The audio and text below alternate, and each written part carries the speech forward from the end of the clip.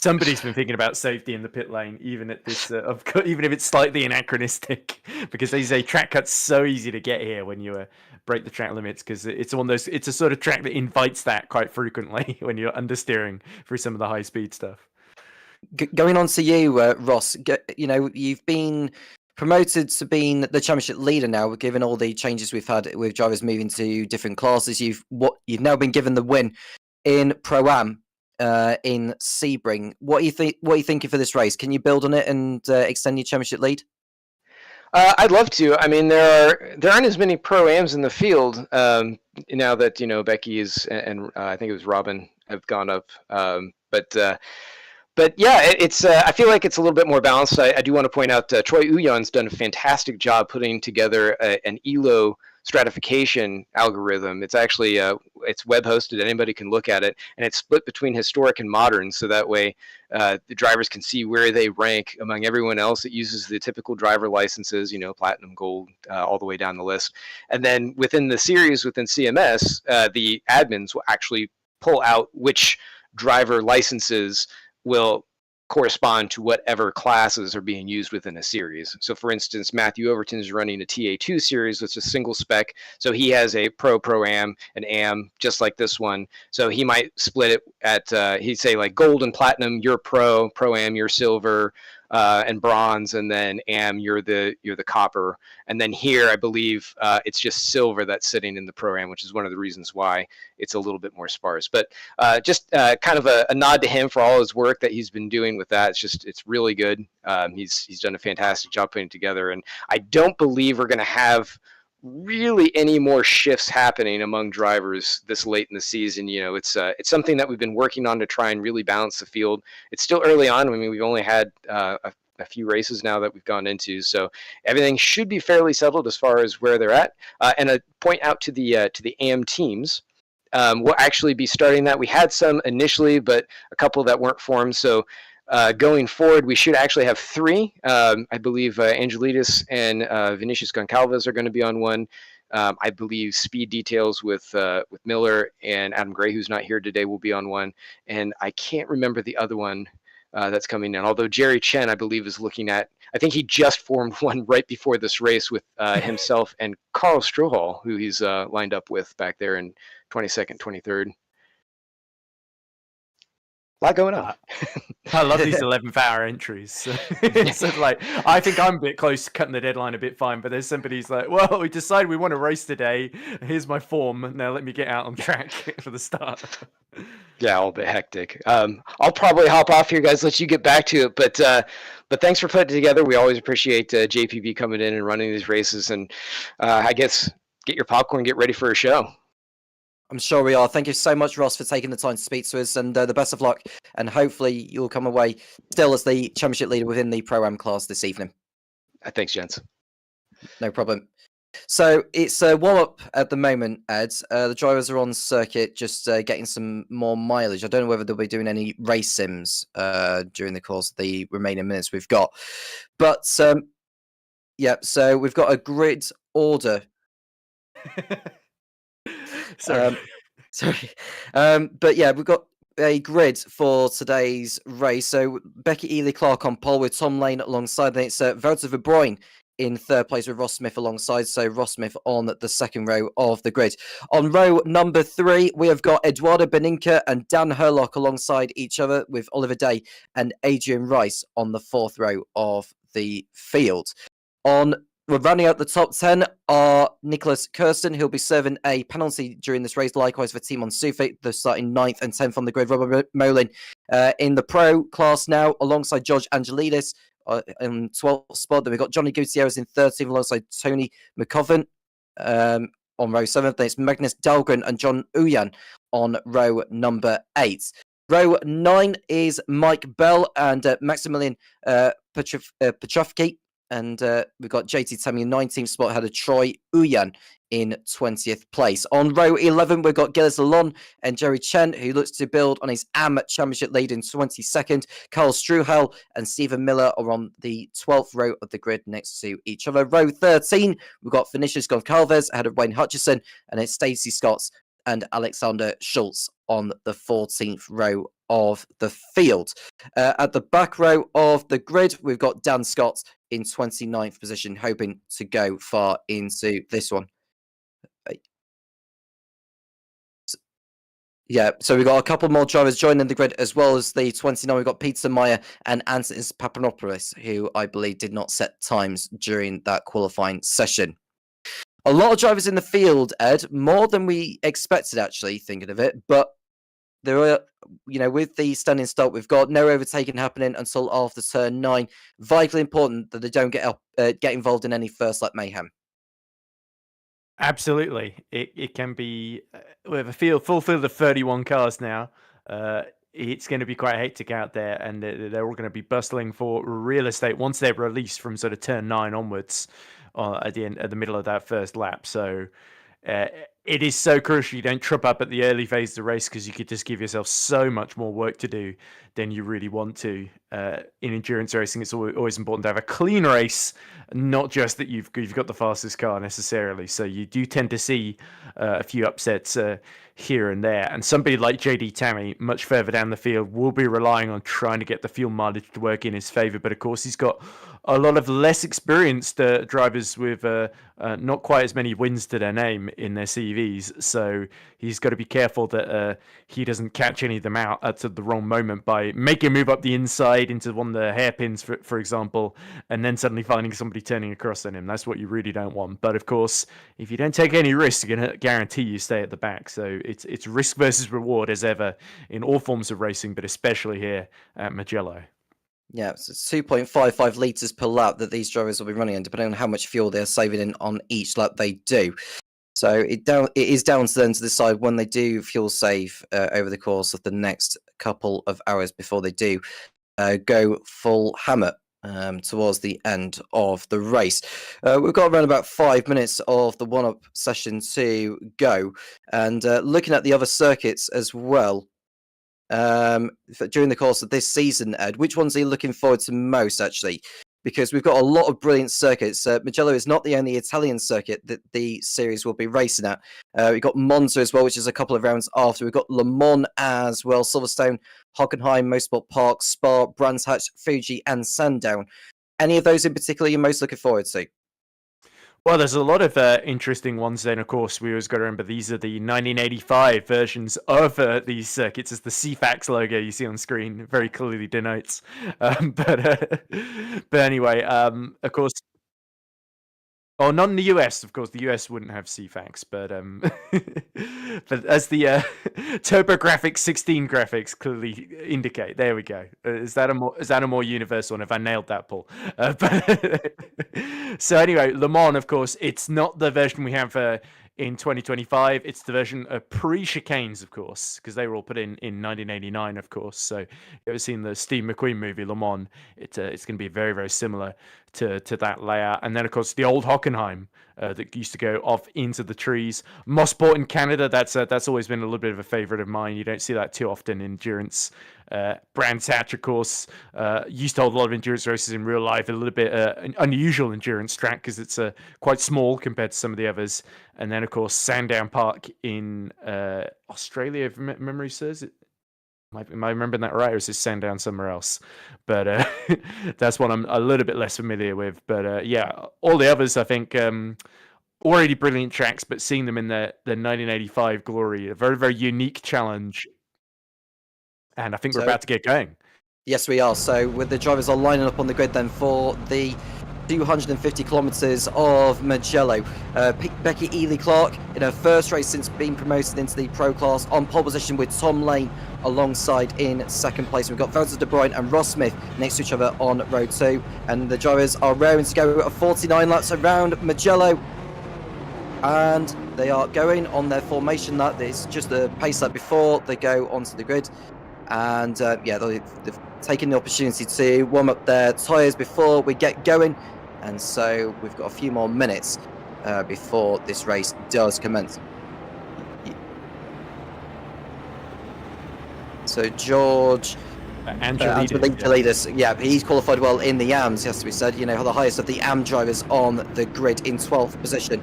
Yeah, and the next AM behind him is Maximilian Petrovsky. who is in 18th spot. So it's got a bit of a buffer actually between him and Petrovsky as the formation that is underway. They're just going through the first section of the course, coming through the first sector. They've gone through Luco, Poggiasecco, gone through Materazzi and Borgo San Lorenzo.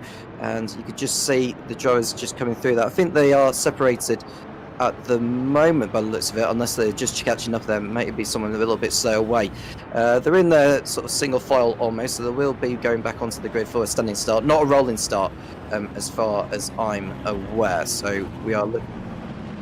So it's actually a rolling start. My apologies. So they'll be in their rows of 2 before this race does get underway. And but yeah, really looking forward to this one, Ed.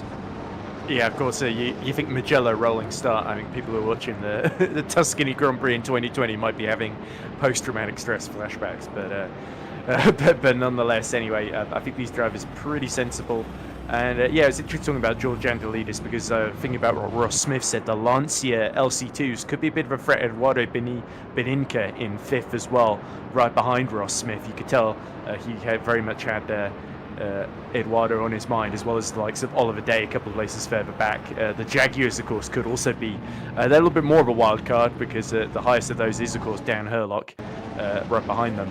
But yeah, it's going to be the 4 Porsches up front that are going to at least dictate the pace then as we get going. But of course, the likes of Beninca, Herlock, Day will be very, very keen to sort of gain ground early on if the Porsches aren't quite able to maintain that quali pace. They're coming towards the last corner of Bacchini. Becky Ely Clark looking to convert her pole position into a brilliant victory, and she'll hope to keep Tom Lane back in the early stages. But it's not won on the first lap, as we all know. It's not how you start, it's how you finish.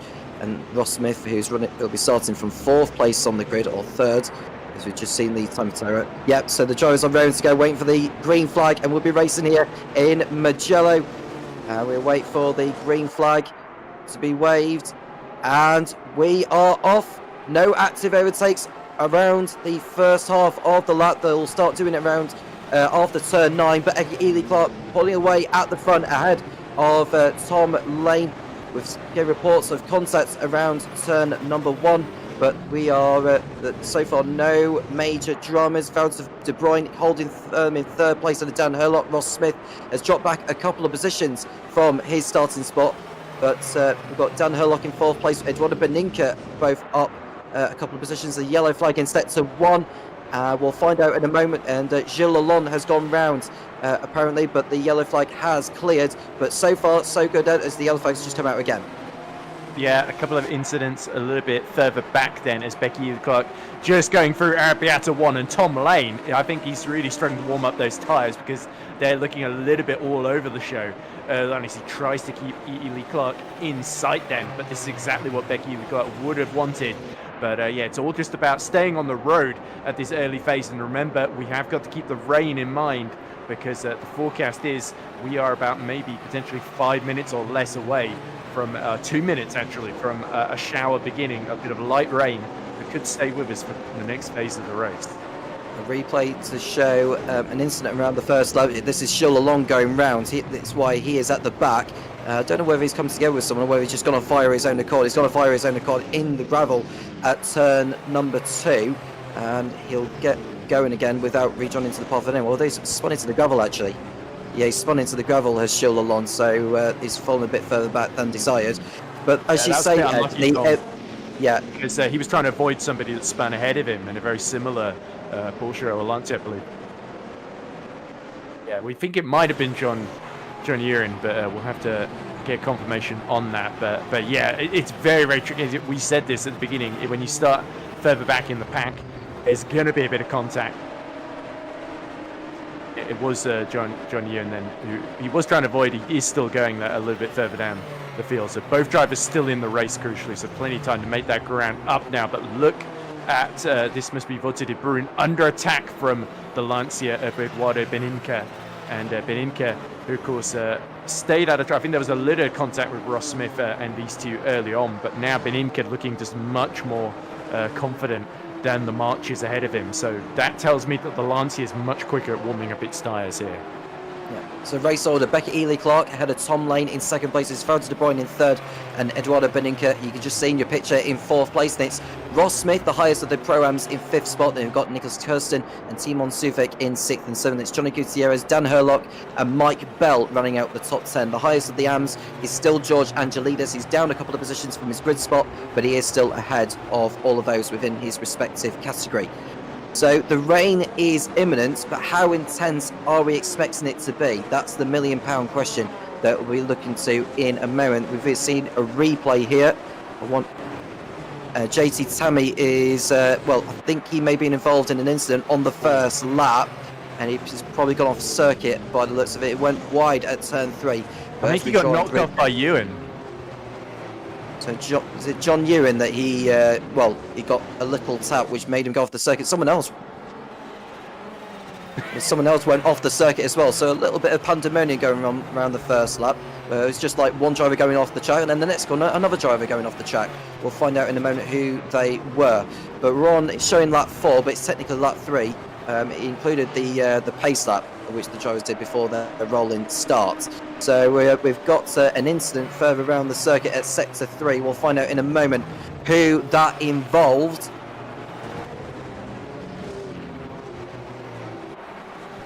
So this is Oliver Day, who's gone into the gravel. That would be at turn number 3 or number 5. I can't quite remember, because turns 3 and 5 are almost identical, so you have to go via the camera angle to recognise which corner that is. But either way, he's rejoined back on the circuit without any further drivers. There's Valtteri De Bruyne in 4th place at the moment. Beninca has made his way through the field nicely so far, but how much fuel has he consumed so far at this stage, Ed? Yeah, we will have to see. I think De Bruyne, is starting to either realise that he's struggling, decided to just let Beninca go, or he is playing the long game and keeping a bit of fuel in the Rookie Lobsters Porsche for later on. I love the way the Rookie Monsters have made so many name variations for all their various teams in this. It's quite entertaining. As we cut back to Tony McCoffervan, who is just ahead of Adrian Rice and trying to challenge, I think that's Mike Bell near the rear of the Pro class, but McCoffervan, of course, is second to Ross Smith in the Pro-Am class. So there's so it sounds like Stacey Scott's her race has sadly come to a premature end. So as we see somebody just ahead diving for the pit lane in the yellow car. I believe that was Nicholas Kirsten. Yeah, so Kirsten getting a bit... Yeah, so it'll be to serve a penalty, which was for... So I was just going to say about Kirsten, he's coming in to serve a penalty for his part in an incident in the last race. Beninca is right on the tail of Tom Lane in the fight for second place, both in overall and in the Pro class. So this battle will be intensifying very, very, very, very much. And Tom Lane getting the power down, almost out of shape actually, on the exit of turn number 5 of Borgo San Lorenzo. And it looks like he's continuing to struggle, Ed. You were right to mention about Tom Lane. He was struggling to get some heat or grip into the rear tyres, and he's still having to fight it. Yeah, and Becky Ely Clark is only about 0.3 of a second quicker than Tom Lane on the previous lap. Then Beninca 1:43.5. That's 0.9 quicker than Becky Ely Clark and significantly quicker than Tom Lane. Yeah, and Ross Smith, by the way, has set a personal best first sector and on the previous lap set of 1:45.8. So he's building a big gap to Herlock behind him. Yeah, Ross Smith having to fend off Tony, well, I say Tony McCoffin, he's saying on the graphic, but it's actually Dan Herlock on the row behind him. So he won't bother too much fighting it out with him. Isn't it?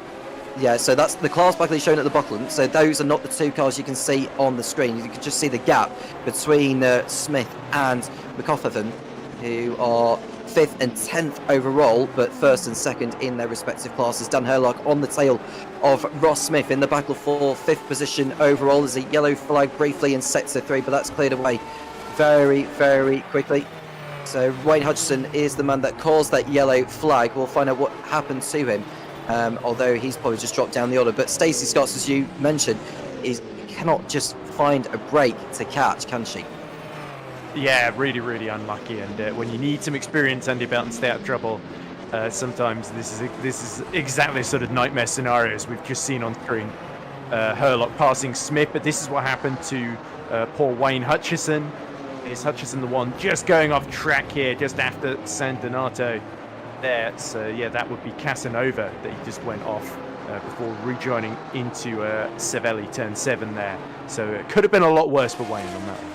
Yeah, well, at least he took the sensible route by going through the gravel and just allowing the car to roll. His yellow flag in sector 1. We'll find exactly what happened in that one. But there you can just see Ross Smith still ahead of, I think Dan Herlock has got in front of him now. And we'll find out exactly what's caused the yellow flag in a moment. But Ross Smith holding firm in 5th place. There is Timon Sufik right behind him on the road. Herlock, as I've mentioned, through ahead of him.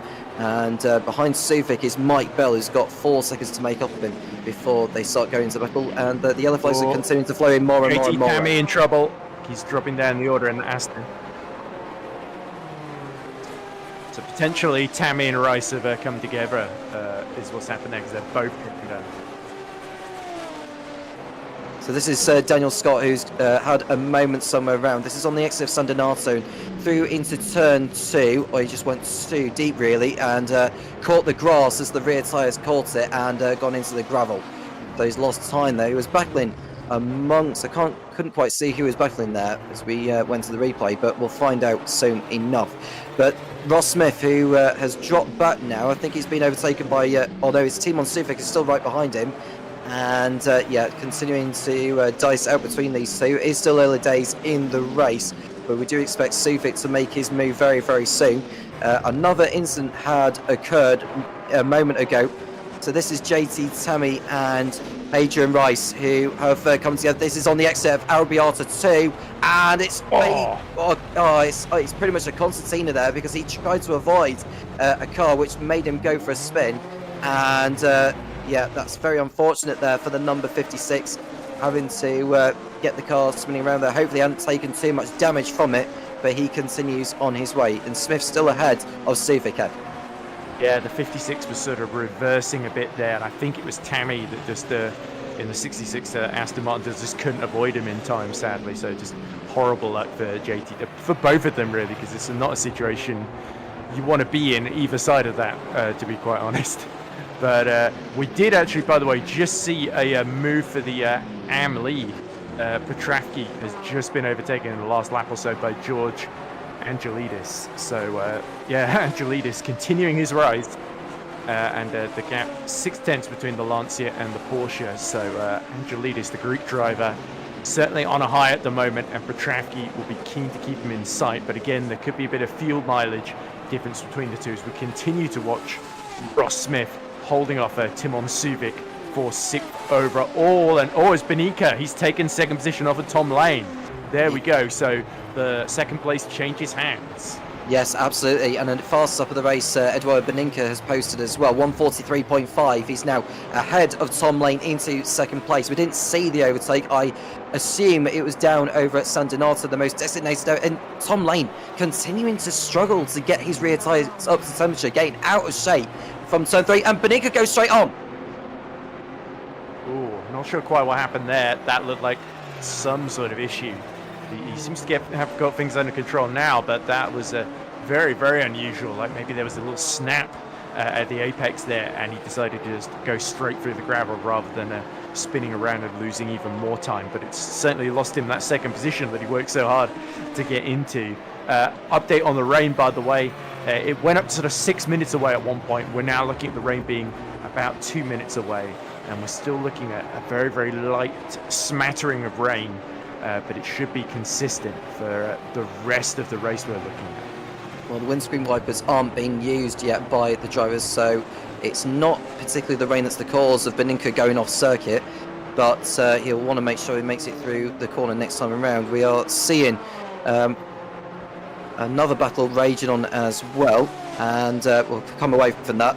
But either way, we're going to see a replay to find out exactly what had been going on. So this is the overtake, I think, or Beninca going off circuit at turn number 4. Paul arguing with us. Yeah, there's Beninca going off circuit and Tom Lane going back ahead. Yeah, it definitely looked like Benica had a snap there. And it's just as simple as that then. So the yellow Lancia continues on its way, but with the pace he's got, that shouldn't be too much of a hindrance. Look how much they're just on the exit of San Donato into Luco. You're just starting to lose the rear end just on that alone, and that's sort of just in preparation for turn 2 as they sort of try and get back to the racing line, isn't it? So that really shows you just how on edge they are at the start of this race. Of course, this is where they've got the most fuel in these cars, so the cars will be very, very heavy and a little bit tricky to handle. That should alleviate itself as the fuel starts to drain down. But of course, you don't want to use too much because then you can find yourself caught out come the end.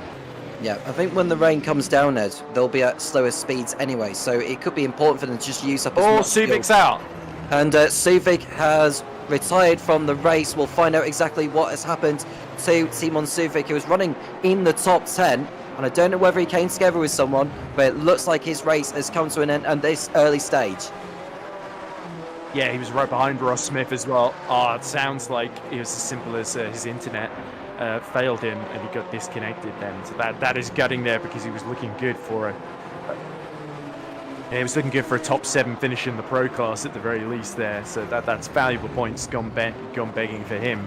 But nonetheless, Timon Suvic, I think we'll take heart from a good performance in that video, nonetheless. Yeah. But we'll have to see if he says anything that tells us otherwise differently. But meanwhile, Beninka continuing to close back up to Tom Lane. But Becky Ely-Clark, while Lane and Beninka have been swapping positions, Ely-Clark has built up a 1.9 second gap. There's Beninka takes second. There we go. I thought Tom Lane was struggling and he has lost that second position yet again, this time perhaps for good. Yeah, well, Beninka just needs to make sure that he doesn't suffer any snaps through these sequence of corners. We were looking at the battle between the AM drivers of George Angelidis and Maximilian Petrovsky for honours in the AM class. Then they come down the pit straight. Petrovsky, is he close enough to have a go? I wouldn't have thought he would be going for it at this early stage, but we'll see what he decides today. Where he is going for it is Petrovsky down the inside into San Donato. He has a look. Angelidis gets off the racing line to ensure he leaves him room there. Petrovsky gets a snap of oversteer on the exit, and he had to accept defeat on that one. Otherwise, he would have been going spinning around like spaghetti pretty much. We are in Italy after all. Yeah, we certainly are. Petrovsky, if I know one thing about him, it's that he is aggressive. If you give him half a chance, he will go for it, and he's got the headlights on full blast on that Porsche 965 as well. So Angelidis, not in an enviable position here, but certainly exactly where he would want to be, defending by the skin of his teeth, and absolutely spellbinding to watch them all just fight for traction on the exit of these high-speed corners here. But now the interesting thing here is Beninka versus Ely-Clark relative lap time. So the gap 1.5 seconds at the moment as Beninka takes another 0.2 or so out of Ely-Clark in this sector here. So that Lancia a big threat here to Becky Ely-Clark. And is Becky going to fight this one particularly hard, or is she going to play the long game in that Cookie Monsters March?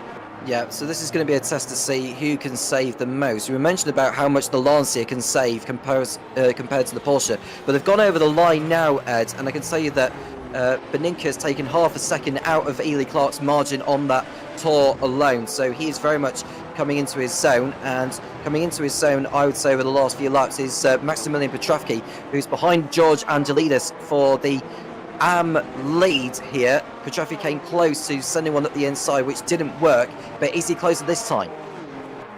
We'll have to see. I think he's a little bit further back. Just think about the rain, by the way. We are getting sort of wind warnings as well, so the wind has certainly picked up at the start of this race. And I think it's blowing the rain clouds almost away from the circuit, which is very much keeping the track dry at the moment. As we see an inset, this is that move, attempted move from Petrovsky being replayed here. You see him on the inside and then just having to back out yet again there. So there are opportunities there. Petrovsky very sensibly actually is deciding to play it cool and just keep the pressure on Angelidis rather than making a do-or-die move that could take both of them out of contention and hand the win to Jerry Chen, who's a couple of seconds, about 10 seconds down the road on both of them in the AM class. So yeah, definitely at this phase, you don't want to do a do-or-die move because it can backfire spectacularly on you. And we are I say 6 minutes away from the rain, but I felt like I've said that before now at this phase. So it could be changing rapidly then. So I think I'll believe it when I see it. So we're going to get a replay soon enough as the reason why we had the brief yellow flag. It's soon enough, but Petrovsky holding firm. There's a car getting out of the way there. I wonder if that's Stacey Scott, who's down 4 laps on everyone else pretty much. But she is in the race at least anyway, so she'll try and get to the end and get some useful points, something which she's not been able to get very much so far this season. And the lead at the moment between Ely Clark is coming down to less than a second, Ed. Beninka very much coming alive here. He took 7 tenths out of her margin on the previous lap, and the gap is now just under a second as we speak. Here we go, look. There we go, Becky Clark defending then into Casanova there. Oh no, that's actually a lapped car that they're both getting through there. Sorry, apologies there. Beninka a little bit held up. Actually, the gap goes back up to 1.9 seconds, but we cut away just as Petracchi made that move for the AM lead on George Angelidis, unfortunately, but we couldn't have known that at the time just as it was happening there. But yeah, Petracchi, as I said, he was going to bide his time patiently. He's now been setting a personal best first sectors and absolutely flying his way back into the lead past Angelidis. Well, that was Stephen Miller, of which they were getting out of the way of, so I do apologise if... it's the move. Here's the move from, this is Petrovka, isn't it, on Angelidis. There we go. Got to the inside very, very early. Angelidis sort of realised the game was up and sort of kept to the outside there. So sensible driving from both of them, but good aggression from Petracchi once more. Nicely done indeed. There is a long way to go yet, of course, but it's nice for him to get the move done. He's got about 6 seconds to make up on Oliver Day, so if he can maybe try and pull away from Angelidis, that would be ideal for his race.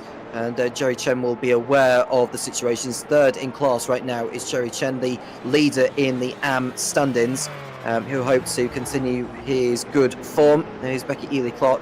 Stretched out the margin a little bit. She is responding to Beninka's persistence, but I wonder what she'll be thinking at this stage, because Beninka could just use her as a reference in terms of when to brake and when to slow down for the corners. We have got a replay here. This is Johnny Gutierrez, who has had a moment. The man who had shone in the last race in Sebring has had a moment here. That's down at turn number 10. 11. Yeah, this is turn 10. He's had a spin there. Does he rejoin without causing any further dramas here? I think he was able to rejoin without any further dramas. But yeah, Johnny Gutierrez not having the best of races so far. He is running in 16th place right now overall. And where is he sitting in terms of the standings in the class? He's kind of quite far down, actually. He's outside the top 8 in the pro classes, Johnny Gutierrez, thanks to that spin.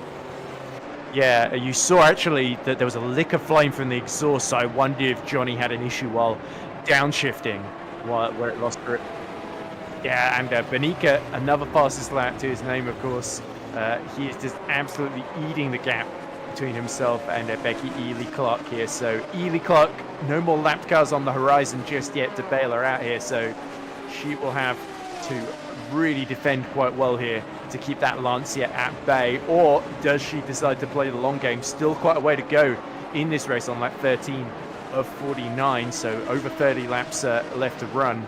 And yeah, Becky Ely Clark under a lot of pressure here. This is where Beninka will be trying to just make a move to the outside here to try and force her into an error. Yeah, so Beninka going through on the outside of Ely Clark. They almost touched there, and Ely Clark just slotting him into the draft of the Lancia, and it almost very much ended in curtains there with Beninka getting the move done there. That was almost a tangle heading into San Donato, but Beninka expectedly taking the lead of the race. It looks like he's more aggressive on the throttle compared to how Ely Clark is at, so I think that move is coming all along. Yeah, the overtake on the outside into San Donato, that to me looks like Becky Ely Clark decided to save a bit of fuel, lift off, and patiently bide her time. So strategic thinking. We've seen Becky Ely Clark occasionally go for do or die moves into turn 1 and it not work out for her. So this is a different decision, and it could well pay out for her in the long run. Look how much, though, Beninka nearly lost the rear end. It's just complaining all the way through the exit of San Donato and then uphill into Luco as well. So, yeah, Beninka takes the lead, but only by the skin of his teeth there. Oh, and more trouble for Johnny. Gutierrez has left the track and rejoined somewhere. Yeah, so we'll get a replay to find out what happened to Johnny Gutierrez. He's had a really dismal last few laps, and he'll hoping to redeem himself in the near future. Becky Ely-Clark down to second place then for the first time since the start. There's a yellow flag in sector 2. We'll find out exactly what's going on there. I think that may be over at where turns 10 and 11. So we've got third. So Herlock taking third place from Tom Lane at Bacini there. That was nicely done there by Dan Herlock on lane. So that is the Jaguar going past the Porsche before the lap is out. But a nicely done overtake there by Dan Herlock as we see a replay. I think this is going to be the moment for Johnny Gutierrez. Yeah, so this is Johnny Gutierrez. This is before Savelli corner, a long spin of three. That was very dangerous the way he rejoined as well, but luckily gone back into the gravel trap before being T-boned by another driver there. Very, very lucky. A very lucky escape there for Johnny Gutierrez. Oh, yeah, there we go. So he's flashing his lights a bit there. As you say, a lucky boy to survive that one, because not only did he avoid the wall, but as you say, the rejoin there was a bit perilous, but I think because he still had so much momentum, the gravel trap almost didn't slow him down enough the first time, so you have to take a second dose of the other gravel trap there. But look at Beninka, he is starting to check out here. 2 seconds now, the gap he's built up to Becky Ely-Clark, and the big question mark is Lancia. We know that it's potentially running a different strategy in terms of the fuel saving, but is he still using too much to build this gap, and has Becky Ely-Clark caught on? Or is she genuinely struggling here? And if Dan Herlock now is only about a second and a half behind, could that Jaguar be a threat for second position as well? Could Becky Ely-Clark just be fighting to hold onto the podium here? Well, we saw in Daytona where we saw a few drivers drop out on the last lap because they didn't save enough fuel. So Beninka will just need to be mindful that he has enough fuel on board for later on. But as it is, Beninka pulls away. He's got over 2 seconds in hand over Becky Ely-Clark. And we're going to see a replay here. This is Gilles Lalonde, who has had a moment of his own. This is down at turn number 10. It was like a half spin to begin with, and as he caught the grass, the car just made a complete 360. Yeah, certainly. Oh, and a bit of wheel spin as he rejoined, almost in frustration there, and he had a massive spin, to be fair, into 10-11. And that's never a good feeling. It's not been a great start to this race for Gilles Lalonde, but he's survived. He's still just about on the lead lap. So it could be a lot worse for him, but certainly he would have wanted to avoid that, and he just needs to calm it down a bit, I think, and try and salvage something. This is Daniel Scott, who has had a spin of his own. This is at turn number 3. Second time he's spun there as well, Tom.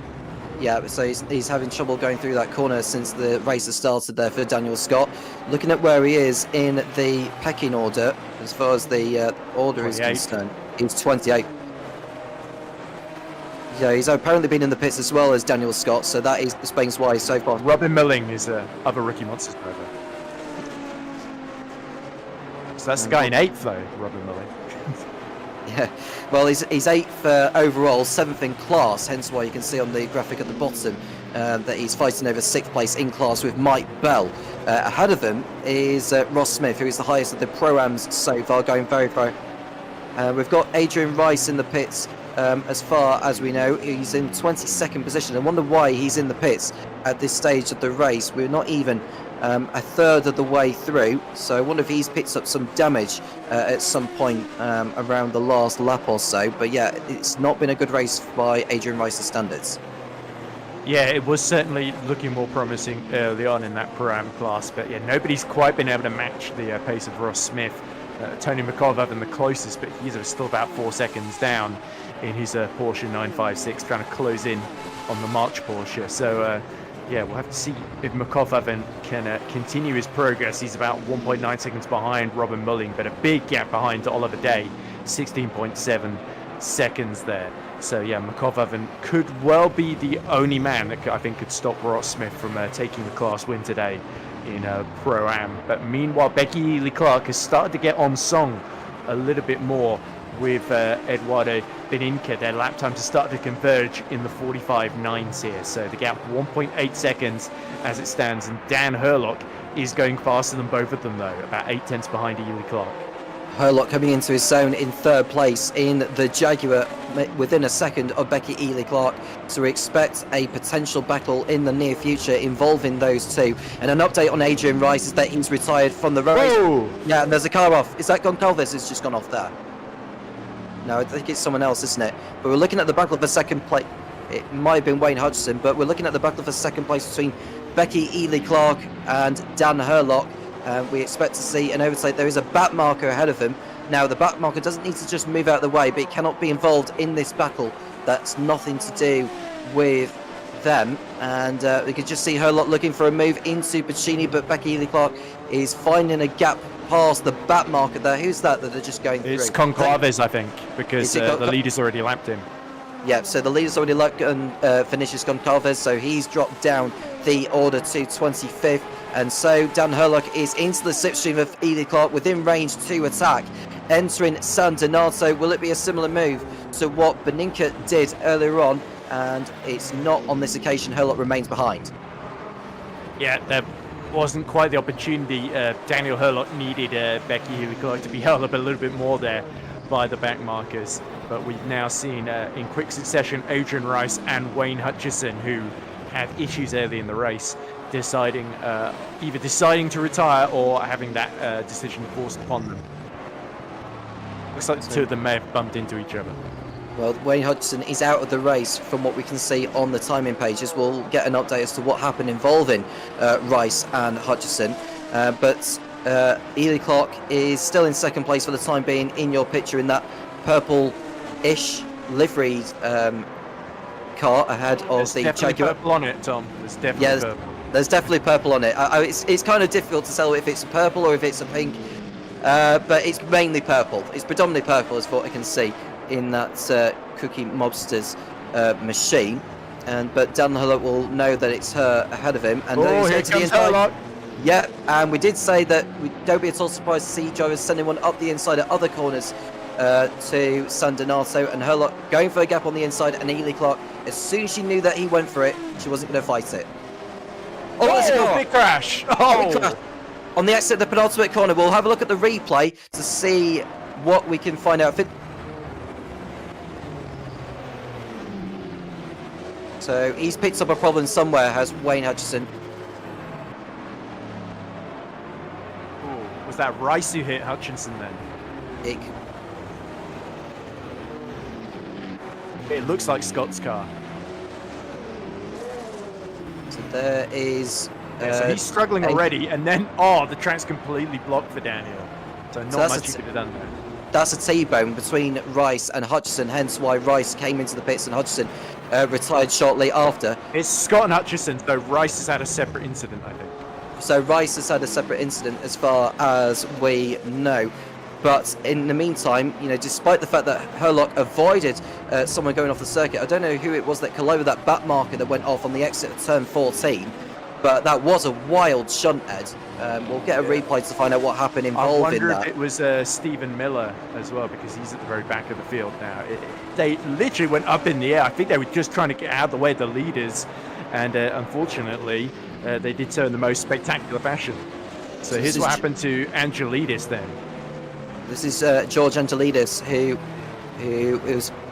This is for the lead in class, I believe. That's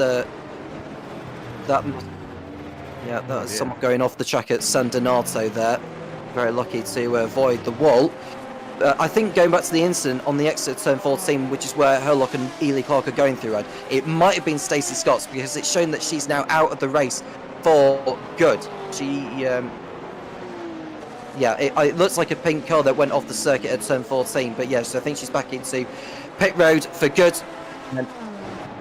So Petrovsky has also had a moment further on around the circuit. And he'd just taken the lead before this point, because we saw Angelidis go off, and there Angelidis gratefully retakes it then as Petrovsky does a full 360. Yeah, Petrovsky rejoining the race. They did very well to avoid Angelidis as he rejoined back onto the circuit. And there we see Becky Ely-Clark just content at the moment. I don't want to say she's struggling, because she's not, but she looks more content at this stage. She's just happy to be where she is. And we're going to see another replay here. This is Stacey Scott. Definitely Stacey. Oh, just tapped by Herlock. It was Herlock that ran into Scott. Yeah, I think he didn't expect Stacey to have such a bad exit there and tapped the back. And look, we saw actually Becky Ellicott briefly actually got alongside her as Scott was flipping end over end in the background. Quite an unpleasant experience for her. And I bet she's probably regretting going back into the race now after that early retirement, because that car definitely is not going any further. No. She's one of 4 retirements in this race now. Timan Suvek, Adrian Rice and Raina Hutchison are the others to be out. There are 28 still running. Stephen Miller, the last driver in the field. He's run about 44 seconds off the next driver ahead of him, which is Daniel Scott. And Gilles Lalonde. Those two are fighting over... Well, they're not in the same class, are Lalonde and Scott, but they are close to each other on the racetrack. This is a battle for 5th place in class. This is Wouter van der Bruyne, Mike Bell and Robin Molin. So a 3-car battle in that respective group there. This is within the pro class involving these. So it's not just overall, they're in the pro class, although Ross Smith, so dropped back from this lot since they got by him.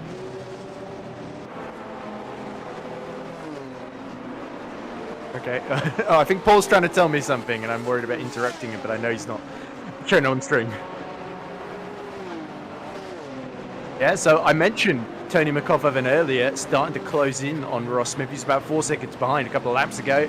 Ross has really started to struggle. He's dropped well off the back of Robin Mulling, and McCofferman senses a chance of victory as he closes in on that pink March Porsche ahead of him. Yeah, so a good battle raging between the Pro-Am top runners of Smith and McCofferman. And this is This is Luca Tavanari, who's had a spin. This is over at turn number 12. He gets out of shape, misses the apex, and as soon as he caught the grass, the rear tyres just said no. Yeah, it's quite annoying because it feels so slow when you... Oh dear, so Tony has lost a bit of ground to Ross Smith then, because McCofferman may potentially have gone off. Just having a look, this is McCofferman on the exit turn. Oh, he's done a 360, surely. Oh, it's not quite a 360. Yeah, he's kept it out of the wall though, has McCofferman, but he has lost crucial ground to Ross Smith in that battle. So Ross Smith has that buffer for the time being, but don't rule out McCofferman fighting back after that. He'll be livid with himself with that mistake. But Robin Molin, Mike Bell and Wouter de Bruyne. Mulling has passed Bell and de Bruyne. That's impressive in the other Porsche 956 then. So he's the leading Porsche in this race. Yeah, absolutely. So we didn't see the overtake from Molin on Bell and de Bruyne, but we now know that he is, well, he's definitely consuming more fuel than those two. Otherwise he wouldn't have completed the manoeuvre. But you can just see the front headlights are on the 93. As he comes towards San Donato, so I wonder if the light is beginning to fade around Mugello, which is around about 20 miles away from the city of Florence, for your information. It's a lovely city in its own right. Beninka at the head of the field is 2.6 seconds clear over Dan Herlock, with Becky Ellicott 5 seconds off the lead.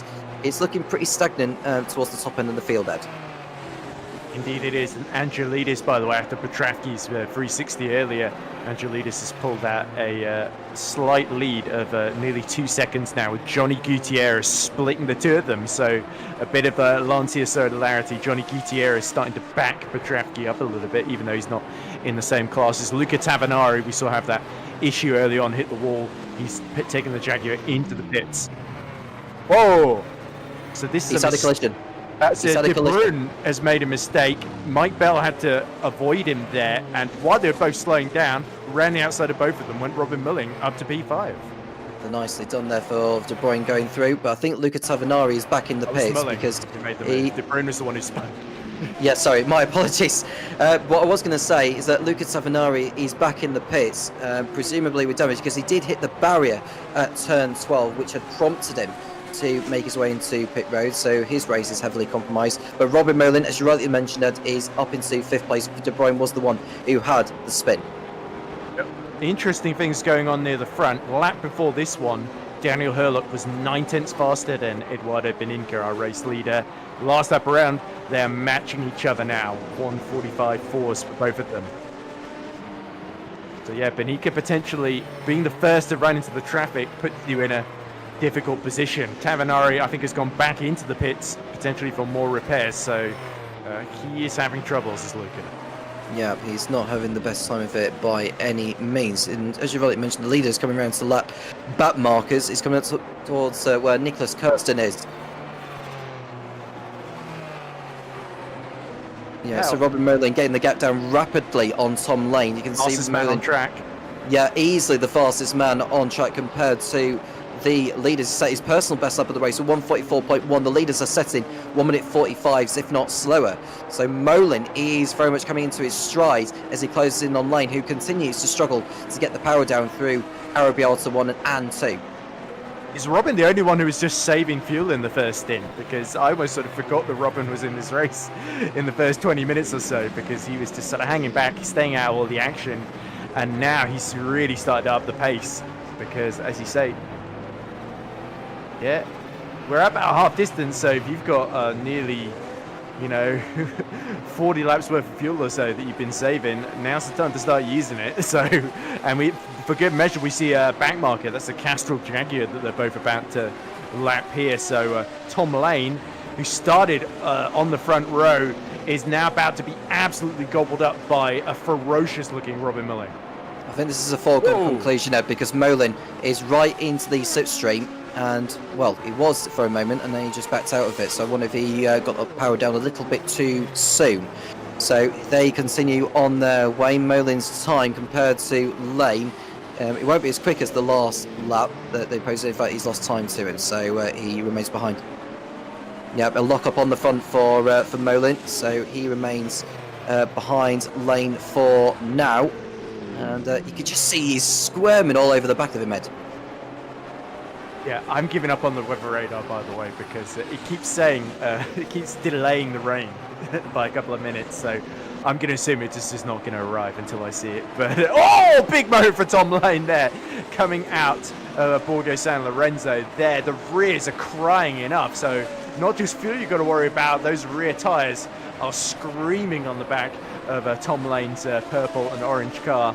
And Robin Mulling senses he just needs to be patient here. Don't trip up, and fourth place will be his. So this is Jerry Chen, the AM Championship leader, having a moment. This is over at turn number 4. It's a spin into the gravel. I don't think he hit the barrier. He locked at the front on entry. And yeah, he just needs to get out of there without rejoining into the path of other drivers. He will have hurt those rear tyres though, so he just needs to crawl his way through the corners without the rear tyres crying off. Lane and Molin right on the gearbox.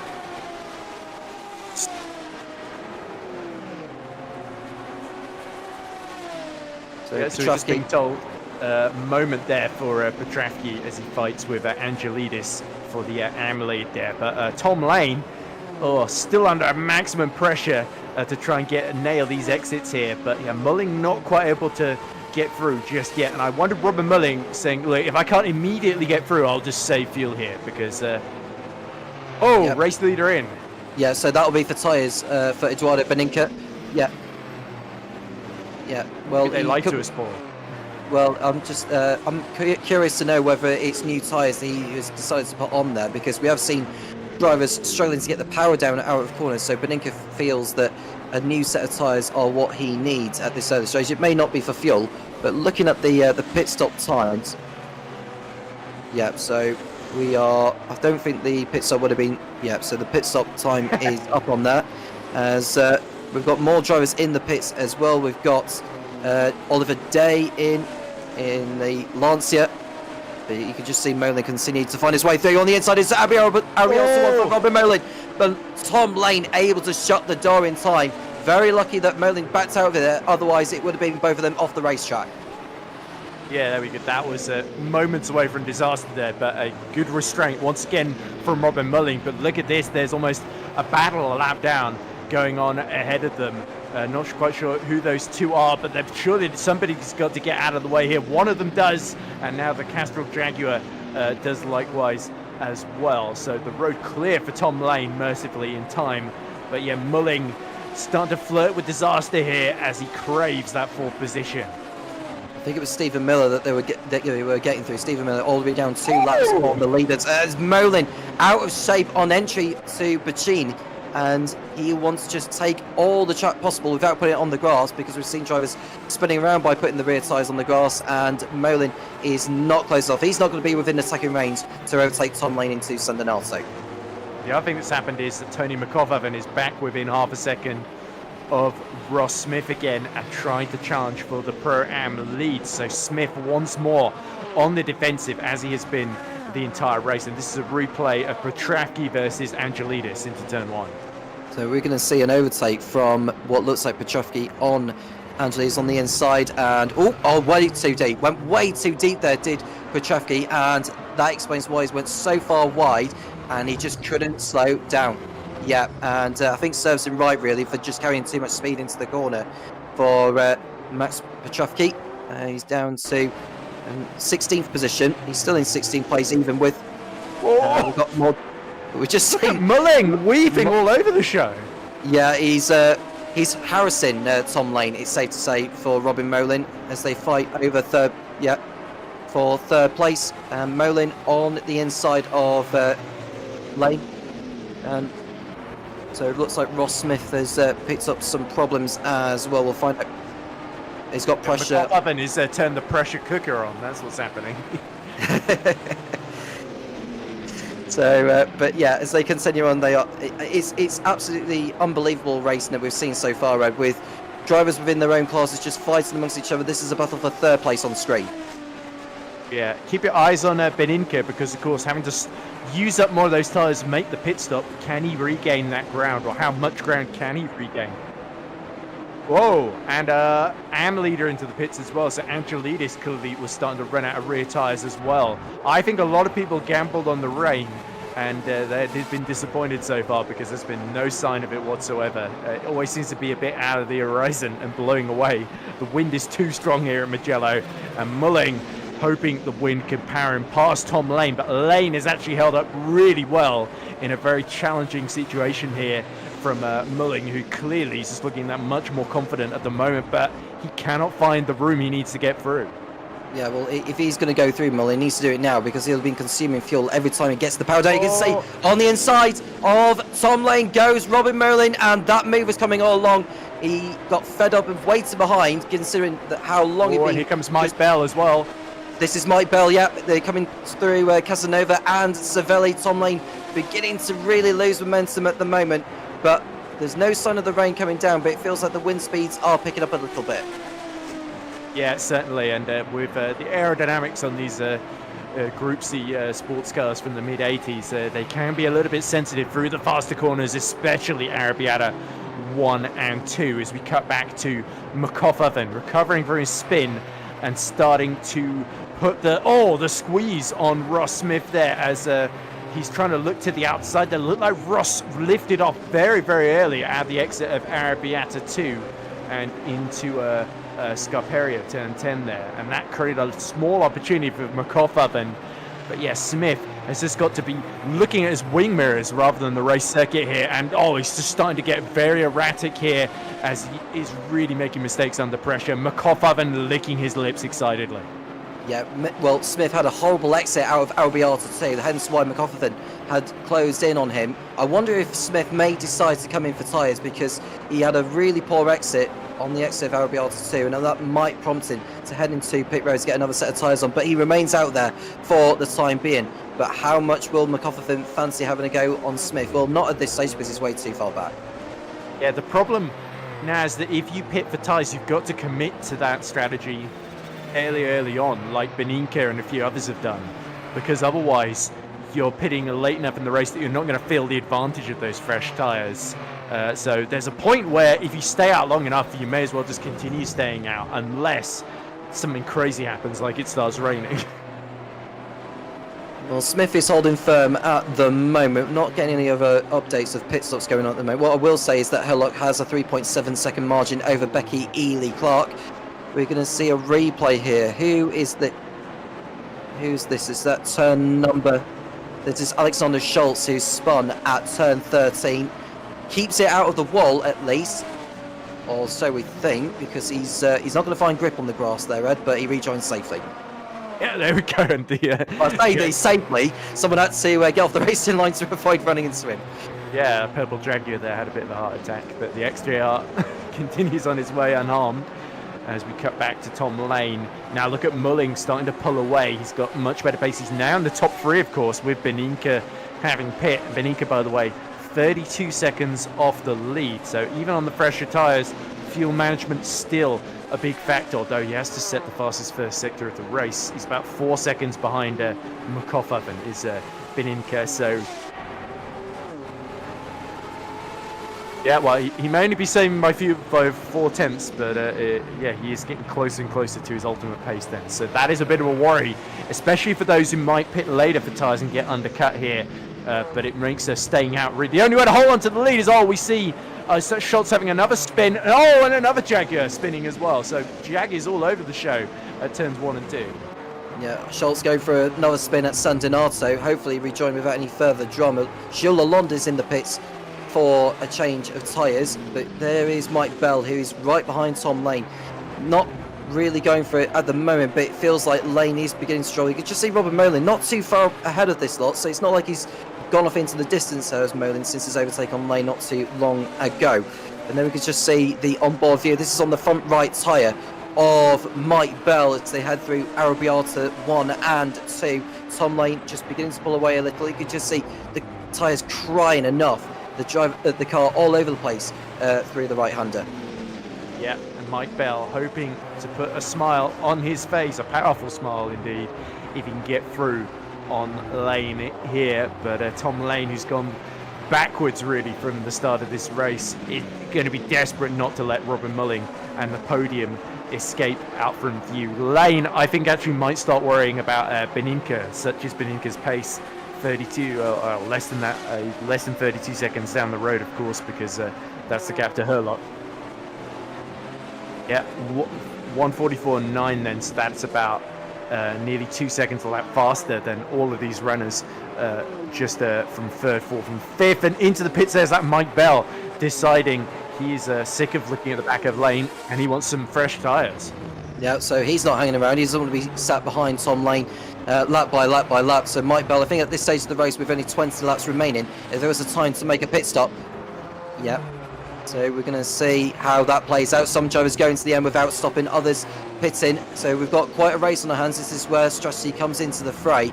Lane remains out there for the time being. So if he's going to hold off Mike Bell, it may be best for him to just remain out there until the end, depending on how Bell gets on. Remember, Eduardo Beninka came in for tyres and he set in 1:44. So he has set his fastest up of the race on the fresher last lap. 1:43.1 for Eduardo Beninka. You're absolutely right, Ed. 7 tenths off the fastest time he has done. So you can just see the drivers on fresher tyres setting times in the 1:43, so like what Beninka is doing, compared to those who are setting 1:46 or 1:47s. Yeah, it gets to the point, some of these drivers are going to be sitting ducks at the end if they don't pit. And I think they're starting to catch on to that as we look at Johnny Gutierrez and Oliver Day fighting over 10th in class then. So that is 13th, 14th overall, and those two very, very similar number 6 Lanciers, of course. But meanwhile, Tony McCoffin still a second behind Ross Smith, trying to put pressure on what's now the battle for 5th overall. But Eduardo Beninka is now coasting up to the back of them. So Mike Bell has come out of the pit lane in 9th overall, about 7 seconds by Magnus Dahlgren. So Mike has got a nice big piece of clear track in which he can set very, very competitive lap times in. Yes, big gap in front of him, only a couple of lapped cars, and there's still quite some distance for Atchison. Yeah, so Max Petracchi pitting. Yeah, Petracchi in the pits. He was running in 2nd place in his class before he came in. George Angelides has passed him as he's come in. Undercut him. So that he's completed an undercut. You can just see how powerful the undercut is proven to be so far here in Mugello. We are looking at the 2 Lanciers of Oliver Day and Johnny Gutierrez fighting over 10th place in their class. Benika's really getting held up here by McCoffin. Yeah, which is no surprise, but I don't think McCoffin is going to fight it too much as Beninka closing in that yellow liveried Lancia. So we should expect to see the gap come down. There's Beninka behind McCofferton, and ahead of McCofferton is Ross Smith. Now, they'll just need to be careful they don't trip over themselves at this point. There's a yellow flag in sector 1. I assume that's over at San Donato. It's cleared away very, very quickly, so hopefully we'll get a replay to find out what had caused that.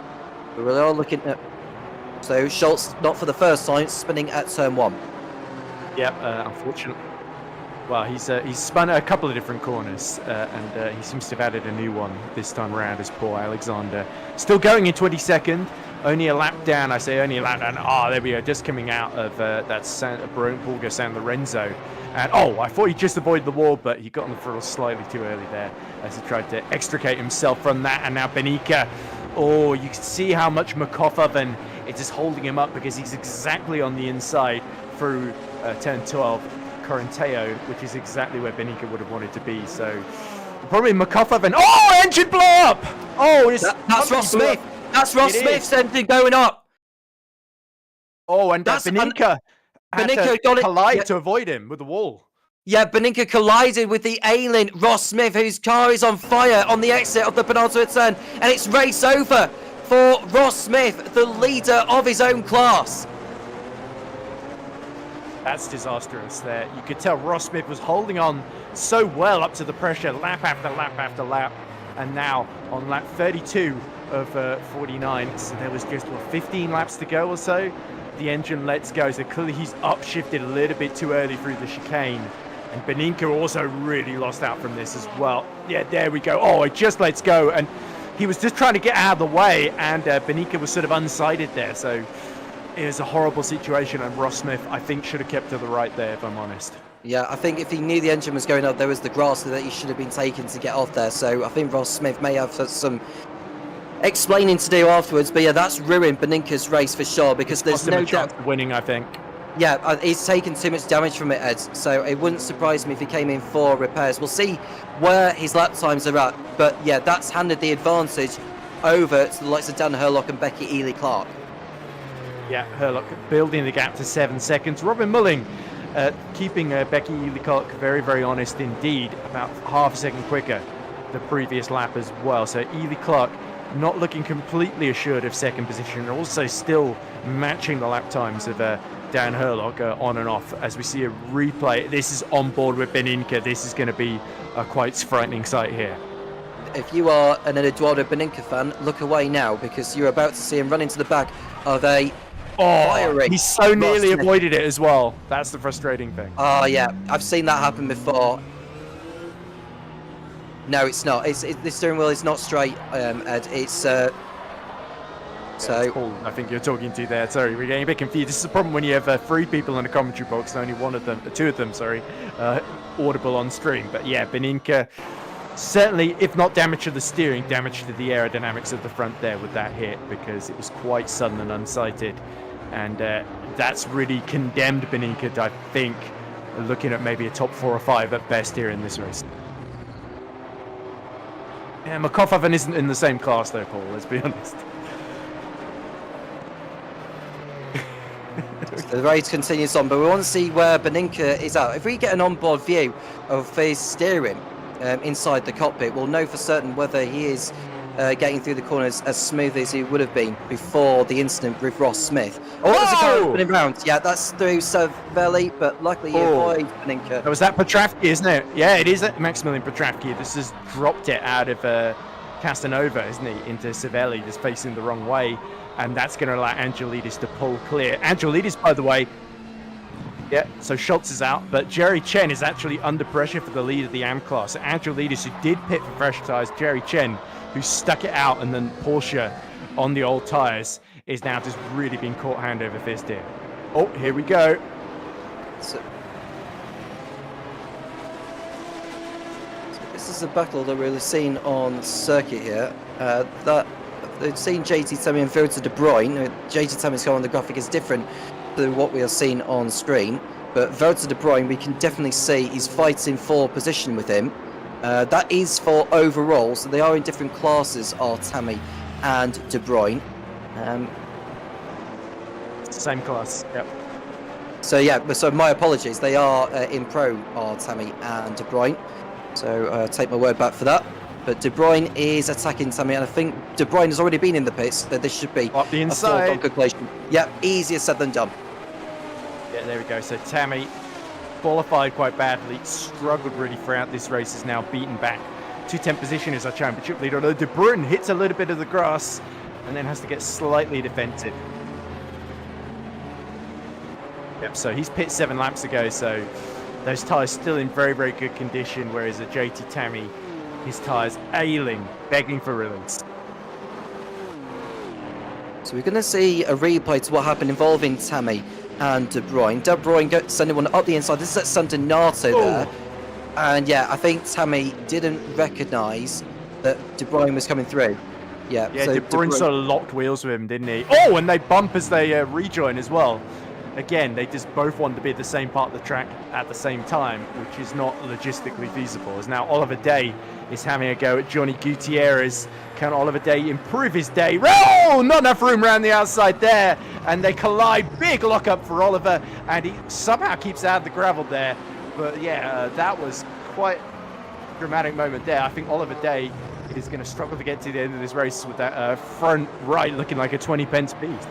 Yeah, it looks like it, doesn't it? It was a little bit naughty the way Oliver Day just cuts across on Johnny Gutierrez before they got to turn 1.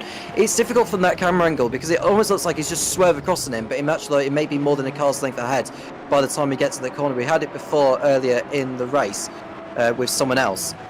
But looking at the gap at the top of the timing pages so far, we've got Dan Herlock is 8.5 seconds clear over Becky Ely Clark. Neither of them have made a pit stop in this race, neither has Robin Molin.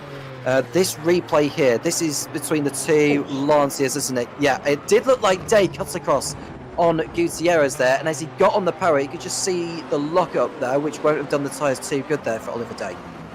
Yeah, really wanted that position. You could tell that Gutierrez was trying to go to the inside, save a bit of fuel, and Oliver Day thought he was a little bit further ahead than he actually was there as he turned in to try and get back to the racing line there. So interesting here, Robin Mulling has been catching Becky Ely Clark. 3.8 seconds is the gap. He was a second and a half quicker, so Ely Clark really struggling now, and Daniel Herlock is slowly but surely building up that lead in his tractor. So as Tom just said, none of those three have been in the pits, and neither has Tom Lane or McCoffin, but everybody behind Benica onwards, that's where the pitters start to appear. So Mike Bell and Benica on the same strategy.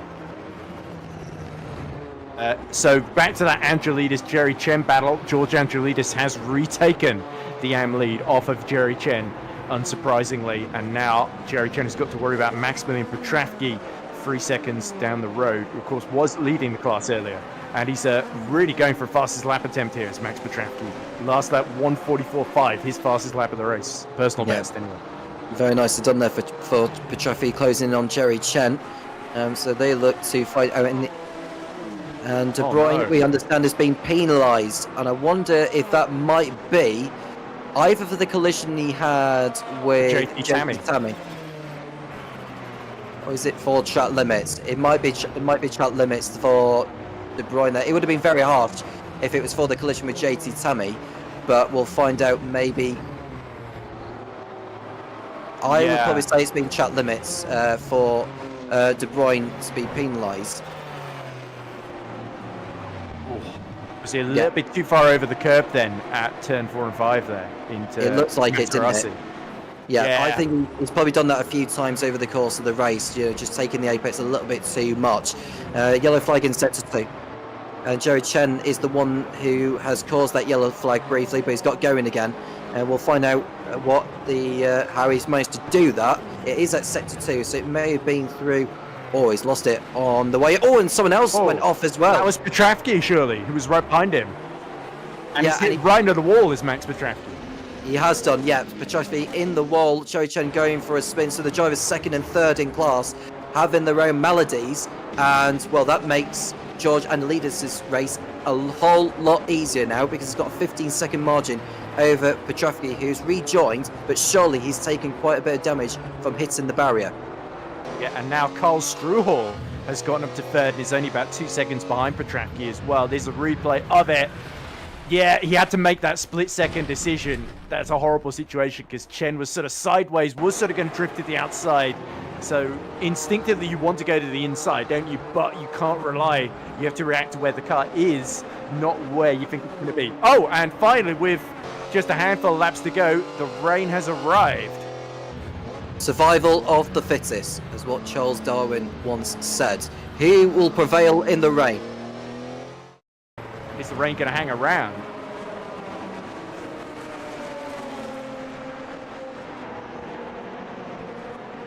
So we've seen drivers into the pit lane. We should expect drivers making changes to wet tyres in the near future, depending on how intense this rain is going to be. The windscreen wipers did come on one of the cars, but is that happening on all of the cars, Ed? I reckon they'll probably want to try and stay out as much as possible. What if Brun comes in to serve that penalty then? So that's going to drop him behind Magnus Dahlgren, or potentially behind JD Tammy as well. Wow, that was a quick pit stop for De Bruyne. Actually, he took him out still ahead of Tammy.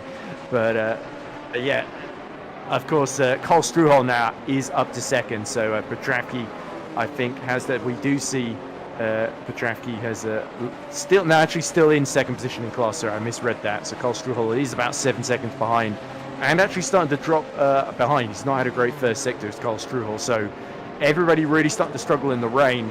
And now Robin Mulling within 7/10 of Becky Ely-Clark in the fight for second here. So Mulling, I think he likes these wet conditions. 11 laps to go. He's going to fancy his chances of nicking the runner-up spot off of Becky Ely-Clark. Of course, set pole position has done really well to hold on for second. Now this is where the pressure really starts to build once again. Yeah, so we've got the race leader at the bottom of your screen there, Dan Herlock. 8 seconds clear of the rest. As you can see, he's using the windscreen wipers as well. He's fully aware that the rain has hit the circuit, although later than we thought it was going to be. Yeah, 5% rain at the moment. We're expecting sort of consistent drizzle, but we don't know if it will get more intense over these final 11 laps. So it is a race quite literally for survival then. The only driver I could see maybe taking a risk is someone like Beninka or Mike Bell, because it's sort of got nothing to lose from as far back as they are having pit. But Benika's all over the back of Tom Lane in the fight for fourth, which really shows you how much Tom has struggled. 26 seconds down on Mulling at the moment, who now has a little think about a move into turn 10. But Becky Ely-Clark was not going to let that one get out of her hands. Yeah, he's trying to frighten her a little bit with everywhere he's trying to get a move Good luck, done. Robin, on that one. Yeah, well, you can just see they're getting stuck behind a back marker now, so that might make... around the outside! This would be a sensational move if he pulls this one off here, Robin Merlin, but he's out onto the marbles, and yeah, he's having to stop back in behind. And yeah, so Ely-Clark remaining in second place for now. And we're getting told we've had pit stops involving some of the drivers. I wonder if they are preempting the weather, Ed, as the rain continues to hit here. But surely it's not time to be on the wets just yet. You would hope if there are pit stops that there would be drivers involved, because otherwise I don't know who are being serviced otherwise, Tom, but it's good that we made the distinction nonetheless. Anyway, Robin is just absolutely loving this. He's had really from the 20-minute mark onwards. On up the inside he goes. Oh, beautiful move there. Can he hold on to it on the exit here through San Donato? Becky Ely-Clark trying to reassert herself around the outside, but she's not able to do so. Robin Mulling slots his way up to second position, and he is really has been on fire in the second half of this race. Benica now gets past Lane for fourth as well, just afterwards. It feels like Molin surprised Ely-Clark at the last moment there, because it didn't like he was going to go for the move at first, but then just absolutely surprised her by just sending one at the inside.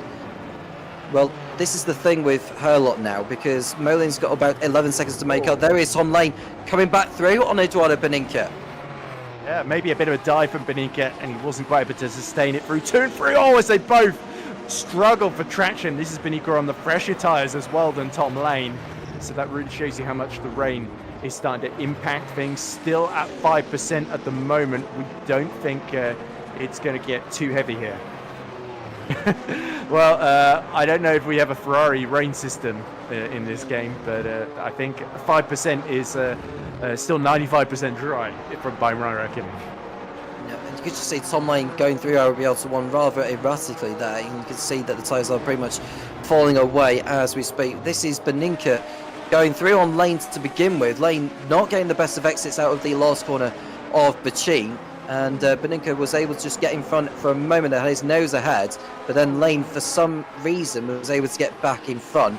I think he did exactly the same thing as what Molin did to Ely Clark, where he just left it until the last moment to get the move done. Yeah, there we go. So into San Donato he goes. And, oh, there we go. Why. Just That too is greedy why. on the throttle. Yeah, too greedy on the throttle there from Eduardo Beninka. And it looks like Beninka has had has been off the circuit and has lost even more time. It's still 8 tenths behind Tom Lane, not the end of the world. Troy Ewan and Johnny Gutierrez, they are gambling on wet tyres, I believe, which is why they've come into the pits. Yeah, they're beginning to struggle. So Daniel Scott in the pits as well. He's coming for tyres. He's got nothing to lose at this point. He's towards the back of the field. So those at the back of the pack, including, well, Johnny Gutierrez, once he comes back out of the pit lane, haven't got anything to lose. So they will want to just try and make the most of the weather and catch up to the back. Because once the track does get soaked up, it is very much Bambi on ice if you're on dry tyres. Well, hate to see that show. But, oh, big moment there for Tom Lane as he just about gets it turned in time. Uphill into a Borgo San Lorenzo there out of Materassi. But Beninka getting really frustrated here because he knows he probably had the pace to win today, and that massive collision with Ross Smith with the exploding engine has sort of put him in this position as Tom Lane. I think it's already Bambi on ice territory for him as Angelidis is coming from the lead. The more drivers are coming in, Ed. Yeah, Dan Herlock is coming. And it looks like Dan Herlock has lost time, Ed, because his gap has come down. So, well, it looked like 4 seconds, although it's going back up again because Molin is beginning to struggle himself. But we're going to see a replay, I think, involving the race leader, Dan Herlock. This is the 87. Yeah, that's the 87. That's Herlock running wide there. Yeah, he's beginning to struggle. Almost going round as well does Herlock. He's really, really struggling. I have to say, I think Robin Molin is struggling as well. That's a really poor rejoin there. And Molin there's Mulling in the background. Oh, so they think it's too heavy. Everybody's coming in now. Yeah, I think this is very much territory for the leaders to just come in now. Ely Clark's showing in the lead, but I think that's because she's further down the pit lane compared to Molin and Herlock. What will this mean for Tom Lane? So Tom Lane, is he going to come in at the end of this lap, or is he gambling? Tom Lane's tyres are finished. He's surely got to come in. Surely Beninka might stay out because he's pit. Yeah, there we go. Well, Beninka stays out. Beninka, unsurprisingly, considering his melodies earlier and the fact he's already changed tyres, is staying out there and he's into the lead of the race. Yeah, 8 laps to go. Mike Bell's doing the same, only 2 seconds behind him. So it's all turned around. Now, Mike Bell could do Beninka a huge favour here by holding up Dan Herlock and co. There is Dan Herlock on his wet tyres then. How much time can he make up on these? Now, just because the rain hits the circuit doesn't mean it's time to come in for wet tyres. It's the crossover point that determines whether it's best for you to be on slicks or whether it be on wet. So you can just see someone struggling on the exit of turn 3. This is a replay. I think this is Petrovsky, who has already been in the wars today a number of times. It looks like he has had an off. This is over at turn 13. Losing it on entry, and yeah, he had to go across the grass before rejoining there. So that's just a minor error a there. lap later for the wets than the rest of the Amfield as well. So yeah, we're expecting Struhal now, who's in as well. This is Herlock going through on Bell at turn number 9. This is Arabiata too. No surprise there. Yeah, I think out. It wasn't even a battle. Petrovsky is in. Dahlgren is in for tyres as well. 7th position he was in the pro class, and so you can see there's an incident in sector 1. We'll find out exactly what's going on. Daniel Scott is the one that's caused the yellow flag there, but has continued on his way. Eduardo Beninka, I think he's got to come in, Ed, because he's losing too much time holding up Dan Herlock here, who is making the most of it on his wet weather tyres. Yeah, I think the problem is that Beninka and Mike Bell are committed to this strategy now. So, and in fact, the rain has actually stopped, interestingly. So we're at 5 to 15% wetness, to use a very technical term. Herlock is a tenth behind Beninka. And this is the issue there. So that was what happened to Herlock, I think. I don't think that's Herlock. Kirsten, sorry. Yeah, that is Kirsten.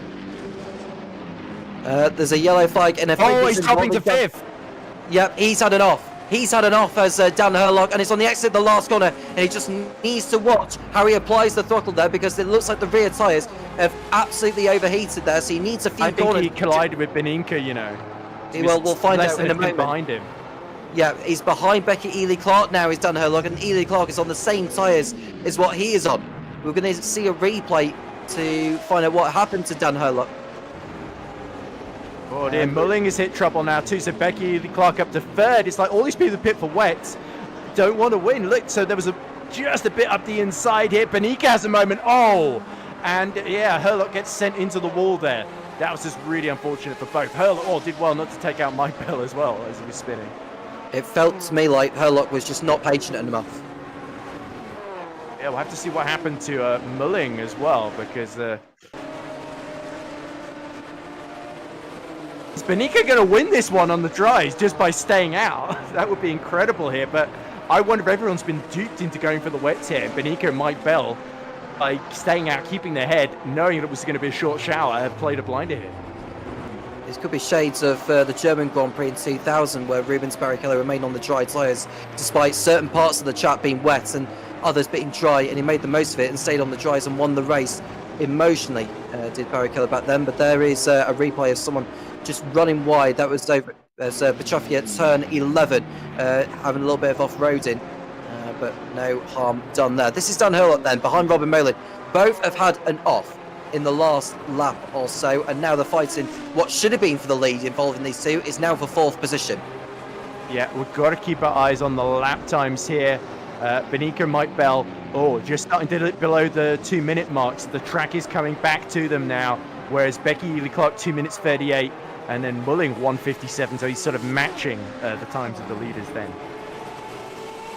Herlock on the tail of Molin then. Where will he decide to make the overtake? This is painful stuff for Herlock, given how his race had gone before. He had to come in for wets and then having that spin by colliding with Beninka, and you could just see that on the brakes later, but he's not able to just find a way through. Beninka, you have to say, despite the fact he's 2.6 seconds clear over Mike Bell, this is his race to lose. Yeah, we also saw Angelidis has taken the AM lead off of Jerry Chen here, and this is what befell Robin Mulling. He seemed to go off all on his own, locked up the brakes, and he's facing the wrong way into turns 4 and 5. That's Borgo San Lorenzo he's just arrived at, facing the wrong way. So really unfortunate, and that was such a tricky call, such an easy mistake to do. We've seen so many people do it, and now Herlock, risking it to go around the outside of the bound marker there to keep Rob Mulling in sight. Yeah, that was nearly ending in tears there. I don't know which back marker that is that they've just overtaken there. I think that might be one of the pros that is a long way off the leaders, thinking of it.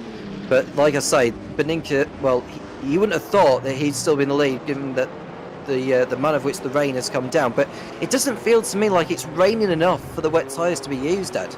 So it looks like Beninka and Bell have played an absolute blinder, and it's worked out perfectly for them. Yeah, it stopped raining. I think because it got to the point where it was so difficult to stay on track, but they didn't know the rain was going to stop, essentially. So a lot of people felt sort of forced into that decision. Like, if I don't pit for wets now, I'm going to crash out this race, essentially. So those are able to survive. Beninka and Mike Bell did a very, very good job there. And now, yeah, this is the problem now. Also, Herlock nearly lost it again, apparently, on this replay. This coming out of San Donato. Good save. Yep. And that was out of turn 3. So Herlock Herlock is behind Molin still in 5th position. And I wonder how much he's struggling, because he hit the barrier so hard, didn't he, Ed? I don't know how that's impacted the handling of his machine. So maybe that could be something. He definitely had a big hit, with that collision with Beninka.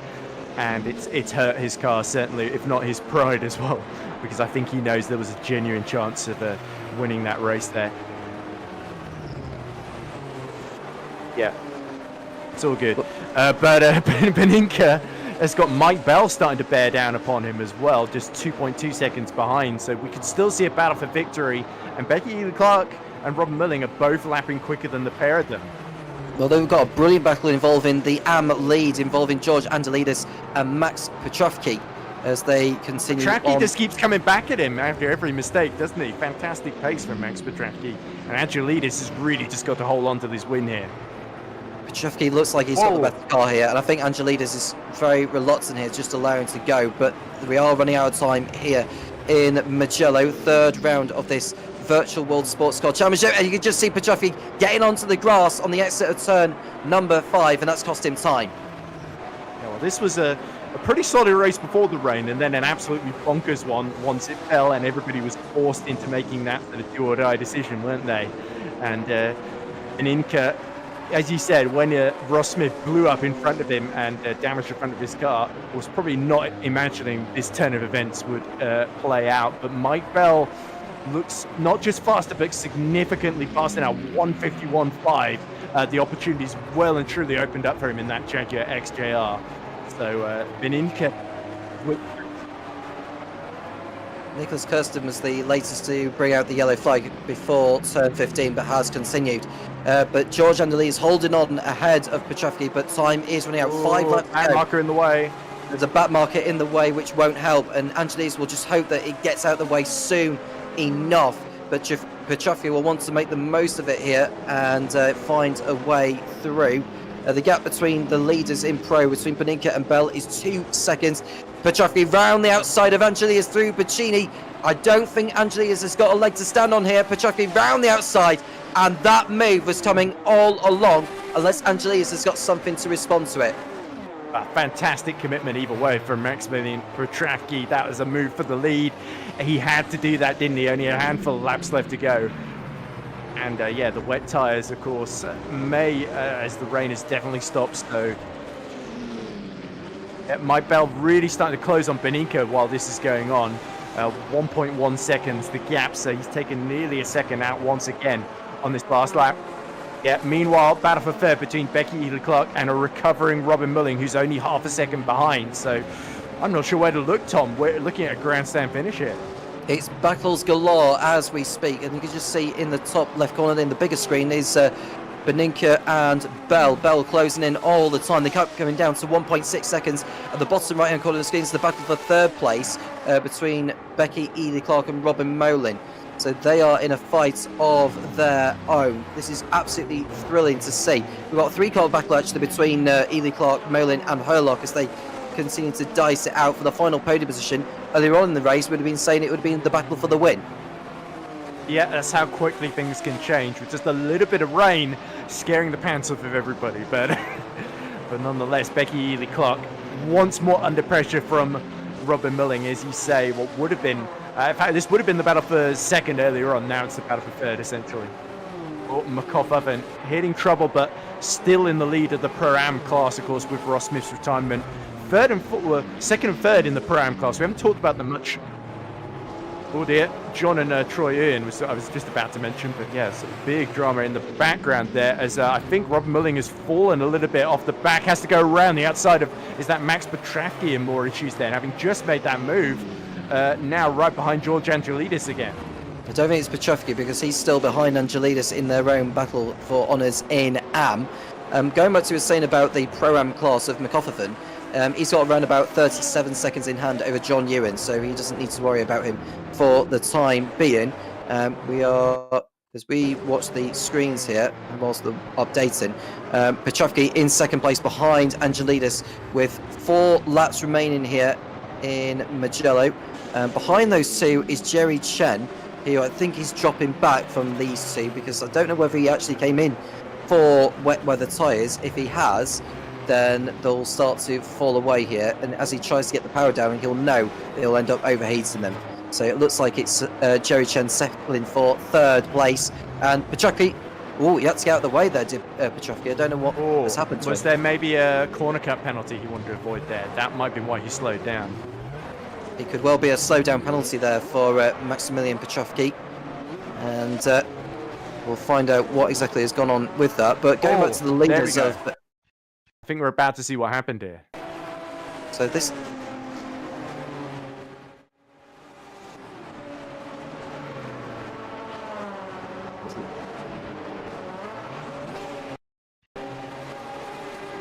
Right, we're seeing a replay of it now then, and it was just on exit. Yeah, you saw the exhaust spitting flame as Petravki fights for control, but that allows Angelidis back into the lead. I think they've swapped the lead more times than I've been able to keep track of. Meanwhile, Beninka has extended the gap back to Mike Bell to 2.4 seconds, but Mulling's still all over the rear wing of Becky Ely-Clark, and Becky desperately wants to hold on to this podium. You see Dan Herlock closing in as well, so all three of our previous podium sitters fighting now to just stay on the podium.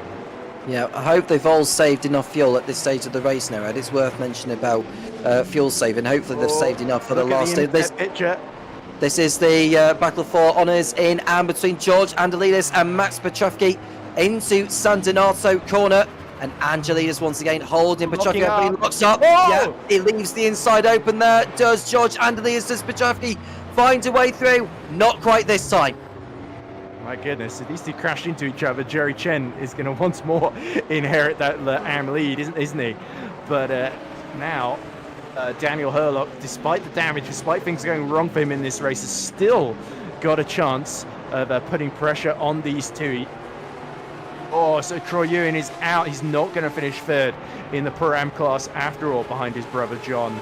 So that's bitter disappointment for him in the number 24. As there we go, Herlock passes Robin Mulling out of that final corner.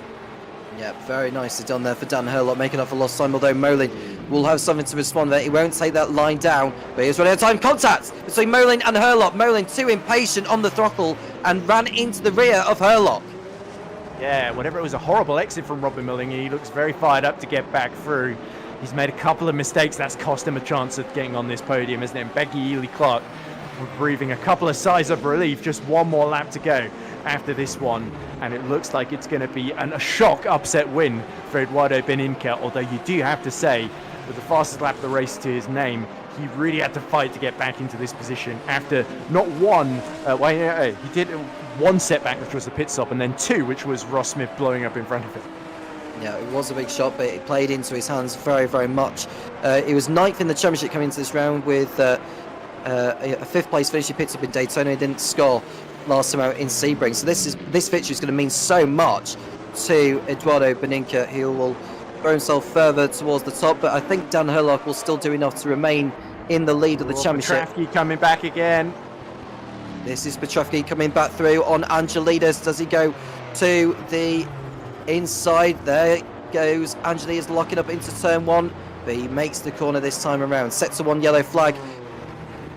So Robin Mullen has been penalised. I don't know whether he's had a slowdown or whether it's a time penalty for Robin Mullen. I would have thought that'll be for track limits.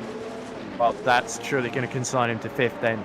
A huge shame for Robin Mulling. He was looking good for P2 early on, but now all Becky Ely-Clark has got to do is keep Dan Herlock behind for another lap. In comes Mulling, I think, to serve that drive-through penalty. So yeah, he just breached the track limits one too many times.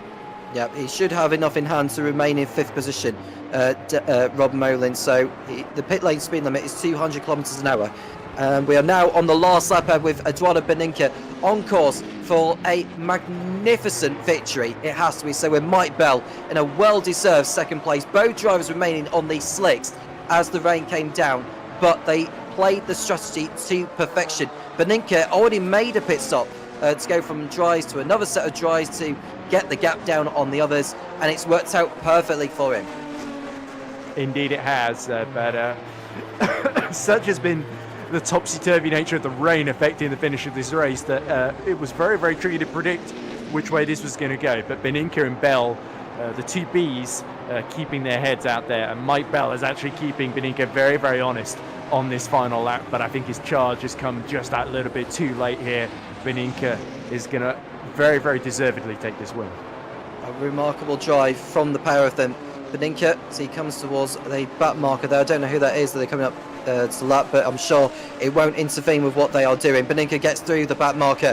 One more corner to go then for the Lancia, the 060 of Eduardo Beninka, who exits the last corner and heads down the pit straight, sprints his way over the line. Eduardo Beninka takes victory in Mugello in the Virtual World Sportscar Championship of 1985 here in Tuscany. What a drive it has been from him. Mike Bell comes home in second place. He got the gap down to round about a second before they cross over the line. And there is Becky Ely-Clark in her first race since her promotion to the Pro class. A podium finish for her. Very well done to her. Dan Herlock, who would be disappointed with 4th place after being in the lead for so long. And in 5th position, despite coming into service penalty, will be Robin Molin in the Porsche. What a drive from him. And there's George Angelidis winning the AM class, Tom, from Petravki, brilliantly holding on there. I think Petravki doesn't quite realise the race is over yet, because he's looking like he was about to size up and move into turn 1 there. And here comes our Pro-Am winner, Tony McCoffin. Fantastic drive from him to stay out of trouble and inherit that lead when Ross Smith destroyed the engine. Yeah. And Tony McCoffin heading over the line to take honours in Pro-Am today. Very, very well done to him. I'm sure that'll do his chances in the class standings all the the good. And I think that's his first race this season actually for Tony McCoffin. So that is him on the board for the campaign. Hopefully we'll see more of him in the coming races. So he takes honours in the Pro-Am, and George Angelidis by the narrowest of margins. They think they're still racing actually, these two, but I'm sure they're taking the checker flag, Angelidis. And they crossed it after the leader, so the race is over. So this is just for show, apparently. Yeah, well, they think they are still fighting. It's almost like a boat race where the 2 boats cross over the line, but they're still racing off. They've taken the checker flag. This is they what might it feels never like. stop. They might never stop, Tom, if we don't tell them anything. Well, they are on a limited amount of fuel, so there'll come a point where they will have to stop in the near future. So they're still putting on the show, these two here. But the race is over, so whatever happens won't change the final classification, subject to any penalties that come afterwards. But what a race it's been from Eduardo Benincared. It's been a stunning drive from where he started. We didn't expect him to be fighting for the win today, did we? Oh, there we go. Petravki decides to make the move. I think Angelidis has realised that the race is over. So we'll have a rundown on the final race result here. And yeah, they're coming over the line here. I'm sure the race is over, but Petravki heading over the line. And yeah, to our confusion, it says that Petravki is the winner, but they crossed over the line after the leaders have gone over. So we'll run down on the race result here in Mugello. Eduardo Beninca taking the honours in Pro ahead of Mike Belden. It's Becky Ely-Clark in 3rd place with Dan Herlock in 4th. Robin Molin, after serving his penalty towards the end, is 5th, had a Tom Lane. Magnus Dahlgren in 7th place, followed by JG Tammy, with Felder De Bruyne and Oliver Day rounding out the top 10. And the rest of the pro drivers got Johnny Gutierrez, followed by Nicholas Kirsten, who had a rather low-key race today. Alexander Schultz and Timon Suvic were the 2 drivers to not finish the race, unfortunately. And then Pro-Am, Tony McCoffin convincingly taking the honours, had a John Uyen, who stopped in the pits on the last lap, but still remained in 2nd place. Antonis Papadopoulos completing the podium ahead of Luca Tavinari, with Troy Ewan, who stopped in the pits towards the end. He's shown his DNF, but we'll see whether he does get classified for points. Dan Scott in 6th position with Ross Smith losing the class lead after his engine blowing up, with Adrian Rice also not making it to the end. In the AM class, it's shown that Max Petravki is the winner ahead of George Angelidis. And it's Jerry Chen in 3rd place, followed by Peter Meyer. Carl Struhol in 5th place, followed by finishers Goncalves and Stephen Miller. Gilles Lalonde completing all of those to finish, with Wade Hutchison and Stacey Scott, the 2 drivers within the class not finishing today. Well, lads. Whilst we wait for the drivers to come in, how did you find that race? Because it was quite spectacular, actually, wasn't it? Yeah, I'm still trying to figure out who's won the AM class. But I think it depends whether you count it as completing the final 49th lap or being the first across the line after the race leader, essentially. Because, of course, they were both still on the lead lap, if I'm not mistaken. Or it might have only been 1 lap down anyway, but which also caused me a bit of confusion. But yeah, I think a pretty good race before the rain. Nice, strategic, everyone trying to save fuel, and then the rain was really when it all kicked off, and you had to really keep your head, which is what Eduardo Beninca was brilliant at, and Mike Bell too, for that matter. Whereas everybody else, I think Becky Ely-Clark, Robin Mulling, and Dan Herlock are all going to be ruining the fact that they came into pit when, as we can all see now, easy to say in hindsight, of course, it proved to be the wrong call. Yep. Going from back to front, we'll get some interviews in. We'll start off with the AM winner of today. That is Maximilian Petravki, who we understand, is the winner after his long battle with George Angelidis. But he is shown as today's winner, and looking at where that helps him in the standings, I think that's his first race this season for Petrovsky, so he's picked up some useful points from that. So we're just waiting for him to join us in the booth. Is he in the waiting room? I can drag him in through if you want. Yeah, it would be very nice of you, Ed, if you can do that for me. So done. Well, yeah. So we'll wait for Max to get in now, and here he is. Look, Max, a really good race all the way to the end. A good ding-dong battle with George Angelidis towards the end. Just sum up that race for us, because it was a mixture of the conditions, a mixture of strategy, but he played it to perfection and came out as the winner in the AM class. Yeah, it was absolutely crazy, this race. For the tires, I think the tires were the most important thing. George was always of course, a lot faster on the straights with the Lancia, but in the corners, the 956 is a lot faster. But on the rain tires, it was almost equal. But out of the corners, it was a bit faster. So at the end, I was able to just hold back a bit, then get a faster exit and get down the inside. Absolutely. And is Mugello one of your favourite circuits, or are there other circuits on the calendar that you think you'll thrive more at compared to today? Well, Mugello is a very nice track, but it's I haven't raced it so much. But it was a lot of fun with the 956.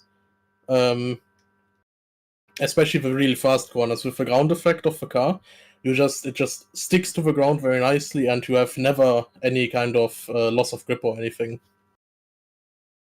And how have you found the machine itself, this 1985 machine? Because some say that the handling of it can be rather tricky, whereas others, it can be, well, it could be a bit of a toy to play with, really. It feels like a brilliant car to drive, especially when you go through corners like Arrabbiata 1, Arrabbiata 2, San Donato, Bachin. How is it to drive from your perspective? Well, I mean, I had to get the rear wing all the way the highest setting, because otherwise the car was not going to be very nice to drive. It would be very slippery in the corners with only 4-wing instead of 5-wing. So I think it is true. It's not a very easy car to drive. It can be very slippery, but if you have high wing, it grips like I don't know. It's like a jet fighter. Brilliant. I think that's your first race this season, is it not, Max? Yep. Which has helped you in the championship standings. How often are we going to see you fighting for wins here? Because you've got a bit of a margin to make up on the likes of Peter Meyer and Cherry Chen, but it's easy to claw it back in the coming races. Well, I'm hoping that I can make every single race this season. I missed the first race because of a bit of a problem, but other than that, I think I can make every race. My teammate will also be at Le Mans with a, in my opinion, very nice looking livery. So, anyone you want to shout out to, Max, before we let you go? well, shout out to George for a very nice battle. Brilliant. And it was a very, very good battle between you two. It kept on swapping around between first and second in the AM class, and I'm sure we'll see more of that to come. And of course, the second place finishing, helping Angelidis in the long run as well. That's 2 second place finishes for him. For you, it's your first win of the season, and hopefully many more to come for you. I hope so too. Thank you. No problem, Max. Thank you very much. I think Max is a very happy man, Ed, don't you think? Well, he's still here, so he can hear me. No, Yes. not anymore. But yeah, sounded very, very happy, and understandably so. I think he was very switched on at the end there. I think Angelidis also was of the same mind. It genuinely I wonder if he maybe thought the race was over and got a bit confused at the end there, because it felt a little like literally the last corner of the race ended up deciding it, or that last run to the last corner anyway. So it was such a back and forth battle, so much entertaining to watch pretty much the whole way through, not just the closing stages when the rain fell. But I think there's someone else we want to talk to now, Tom, and that is our overall winner, Eduardo Beninca. Let's bring him in then, Ed. Why not? So, Eduardo, fantastic race. You played the conditions very well. It proved that you didn't need to pit in for the wets. It looked like as soon as the windscreen wipers came on, we felt like it was going to be time for the wets for the field. but you pulled out an absolute blinder and made the strategy work very, very well. Remained on the slicks until the end and won out with a well-deserved victory. Congratulations. Good evening, everyone.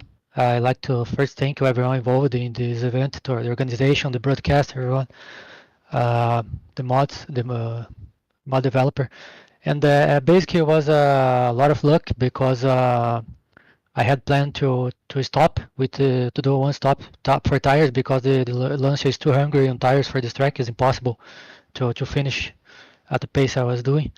So I did my stop. I was fighting for 4th place. Maximum I could be finishing 3rd. I was expecting a result around this place, but yeah, the luck about the rain changed everything. So everyone went to the pit with old tires. I had reasonable new tires, and I was able to keep 1 lap more. Wasn't able to race to stop and just keep on the track. Fight with the car, and everything worked okay to me until the checker flag. How much fuel saving did you have to do throughout the whole race? Because you couldn't refuel during this one, given that it was a 250-kilometer event. But how much did you have to save fuel during the course of that, Eduardo? Well, not much for this track. I know that a lot other tracks that's a lot of fuel consumption hungry, like Daytona. But in this case, I just need to lift a bit on 3 corners that I decide which would be the best to save, and just lifting 3 corners every lap and was enough, and that's it. Le Mans is the next event, Eduardo, on the 3rd of May, the 2.4 hours of that one. How are you feeling for that one compared to what we've seen from you today at Mugello? Because we thought it was going to be either Dan Hurlock, Robin Merlin, or Becky Ely Clark. Having this conversation with us today, we thought they were going to be one of them was going to be the winner. But as the conditions played out and the strategy played out the way it had been, you came out on top. But is that a sign of things to come in the coming races, including Le Mans? Yeah, I have to tell you that for high-speed tracks, long straights, the Lancia is competitive. If you saw what happened at Daytona, I almost win the race if it wasn't for a back mark and crash me. I could definitely have a chance to win in Le Mans, but the fuel saving will be massive, so it will not be easy. It will be very complicated. Anyone want to shout out to Eduardo before we let you go? Well, nothing special. Like I said before, just to thank everyone involved. The races was really being competitive and fun every time. So, in terms of strategy and the mod is well done, because every car has its own characteristics and have to be played different to have a chance to win the race. Eduardo, thank you for speaking to us. Very, very well done on your victory today, and hopefully more to come for you in the coming rounds. Thank you, guys. No problem. Thank you very much. Well, Ed, it's been an unbelievable race here in Mugello. We were hoping we'd get to hear from the Pro-Am winner today, but he's not in the waiting room. So we'll conclude today's broadcast with your thoughts on today's race, because we have watched an absolute spellbinding race, and I think we came away with more than what we were expecting, really. Mugello certainly has put on a show here for the fans that watch him. Yeah, I've just sent a message to Tony McCover and see if he is interested in an interview, but he's only got a limited amount of time until the end of this sentence, in fact, in which to reply.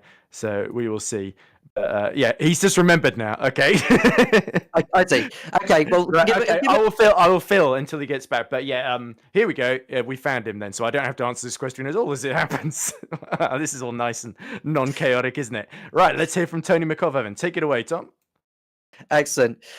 Tony, thank you for taking the opportunity to speak to us with your compelling drive to the Pro-Am honours here in Mugello. Just sum up that race from your perspective.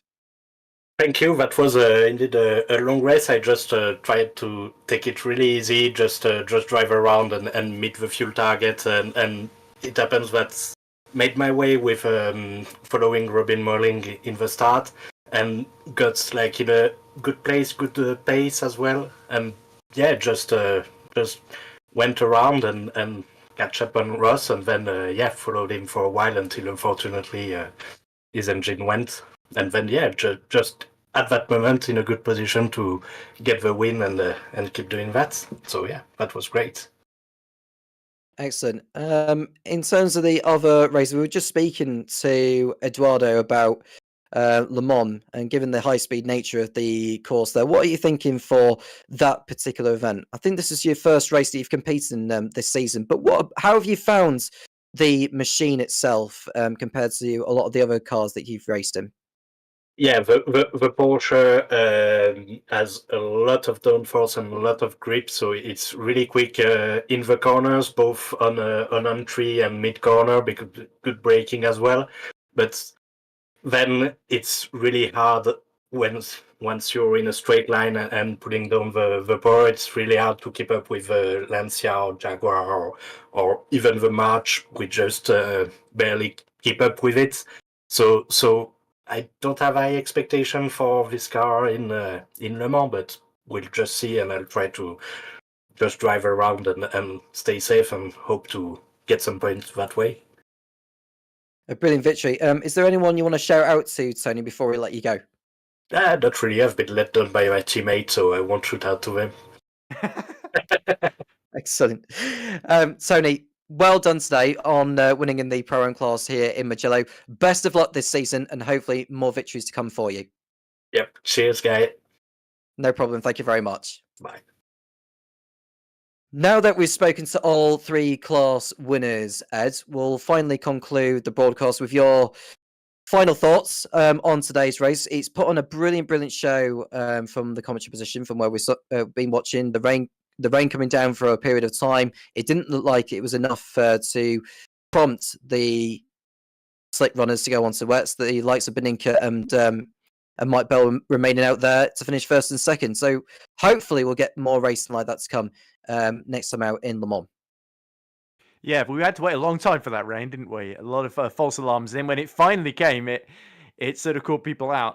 It sort of came and went almost as it was a sort of a really annoying thing where it was long enough to make the track really slippy, but not long enough to actually really you could survive if you were very careful, and that was the key to winning today. So both Eduardo Benica and Mike Bell did a fabulous job on that. Everybody else did pretty well to either win their classes or to just survive out there, because obviously the attrition rate, especially early on, was quite high, and we saw some big crashes, and not least, of course, Paul Ross Smith with the engine blowing out, which ended up being a pivotal moment in the race. You wouldn't have thought Eduardo Benica hitting the back of Ross Smith's exploding car was the prelude to the rain shower that won him the race then. But it's funny the way things work here in VWSC Historic, isn't it? So a really exciting, unpredictable race, some good battles, lots of fluctuations throughout in the race. A great battle for the AM victory as well that went all the way to the final lap, possibly beyond, we don't know. But Petravki seemed pretty confident that he'd won it, so we'll go with that for the time being. But yeah, really enjoyed it, and it's been a pleasure covering it with you, Tom, and Paul as well, of course. Yes, and mention Paul, who's been our producer for today. Thank you very much for his work, and also to you, Ed, for your duties alongside me. And thank you very much to everyone that's been tuning in. Do make sure you like and subscribe, and we'll keep up to date with everything that's happening within this particular series. I'll end it there, and thank you very much to everyone that's tuned in, and we'll speak to you again soon when the Virtual World Sports Car Championship Historic returns.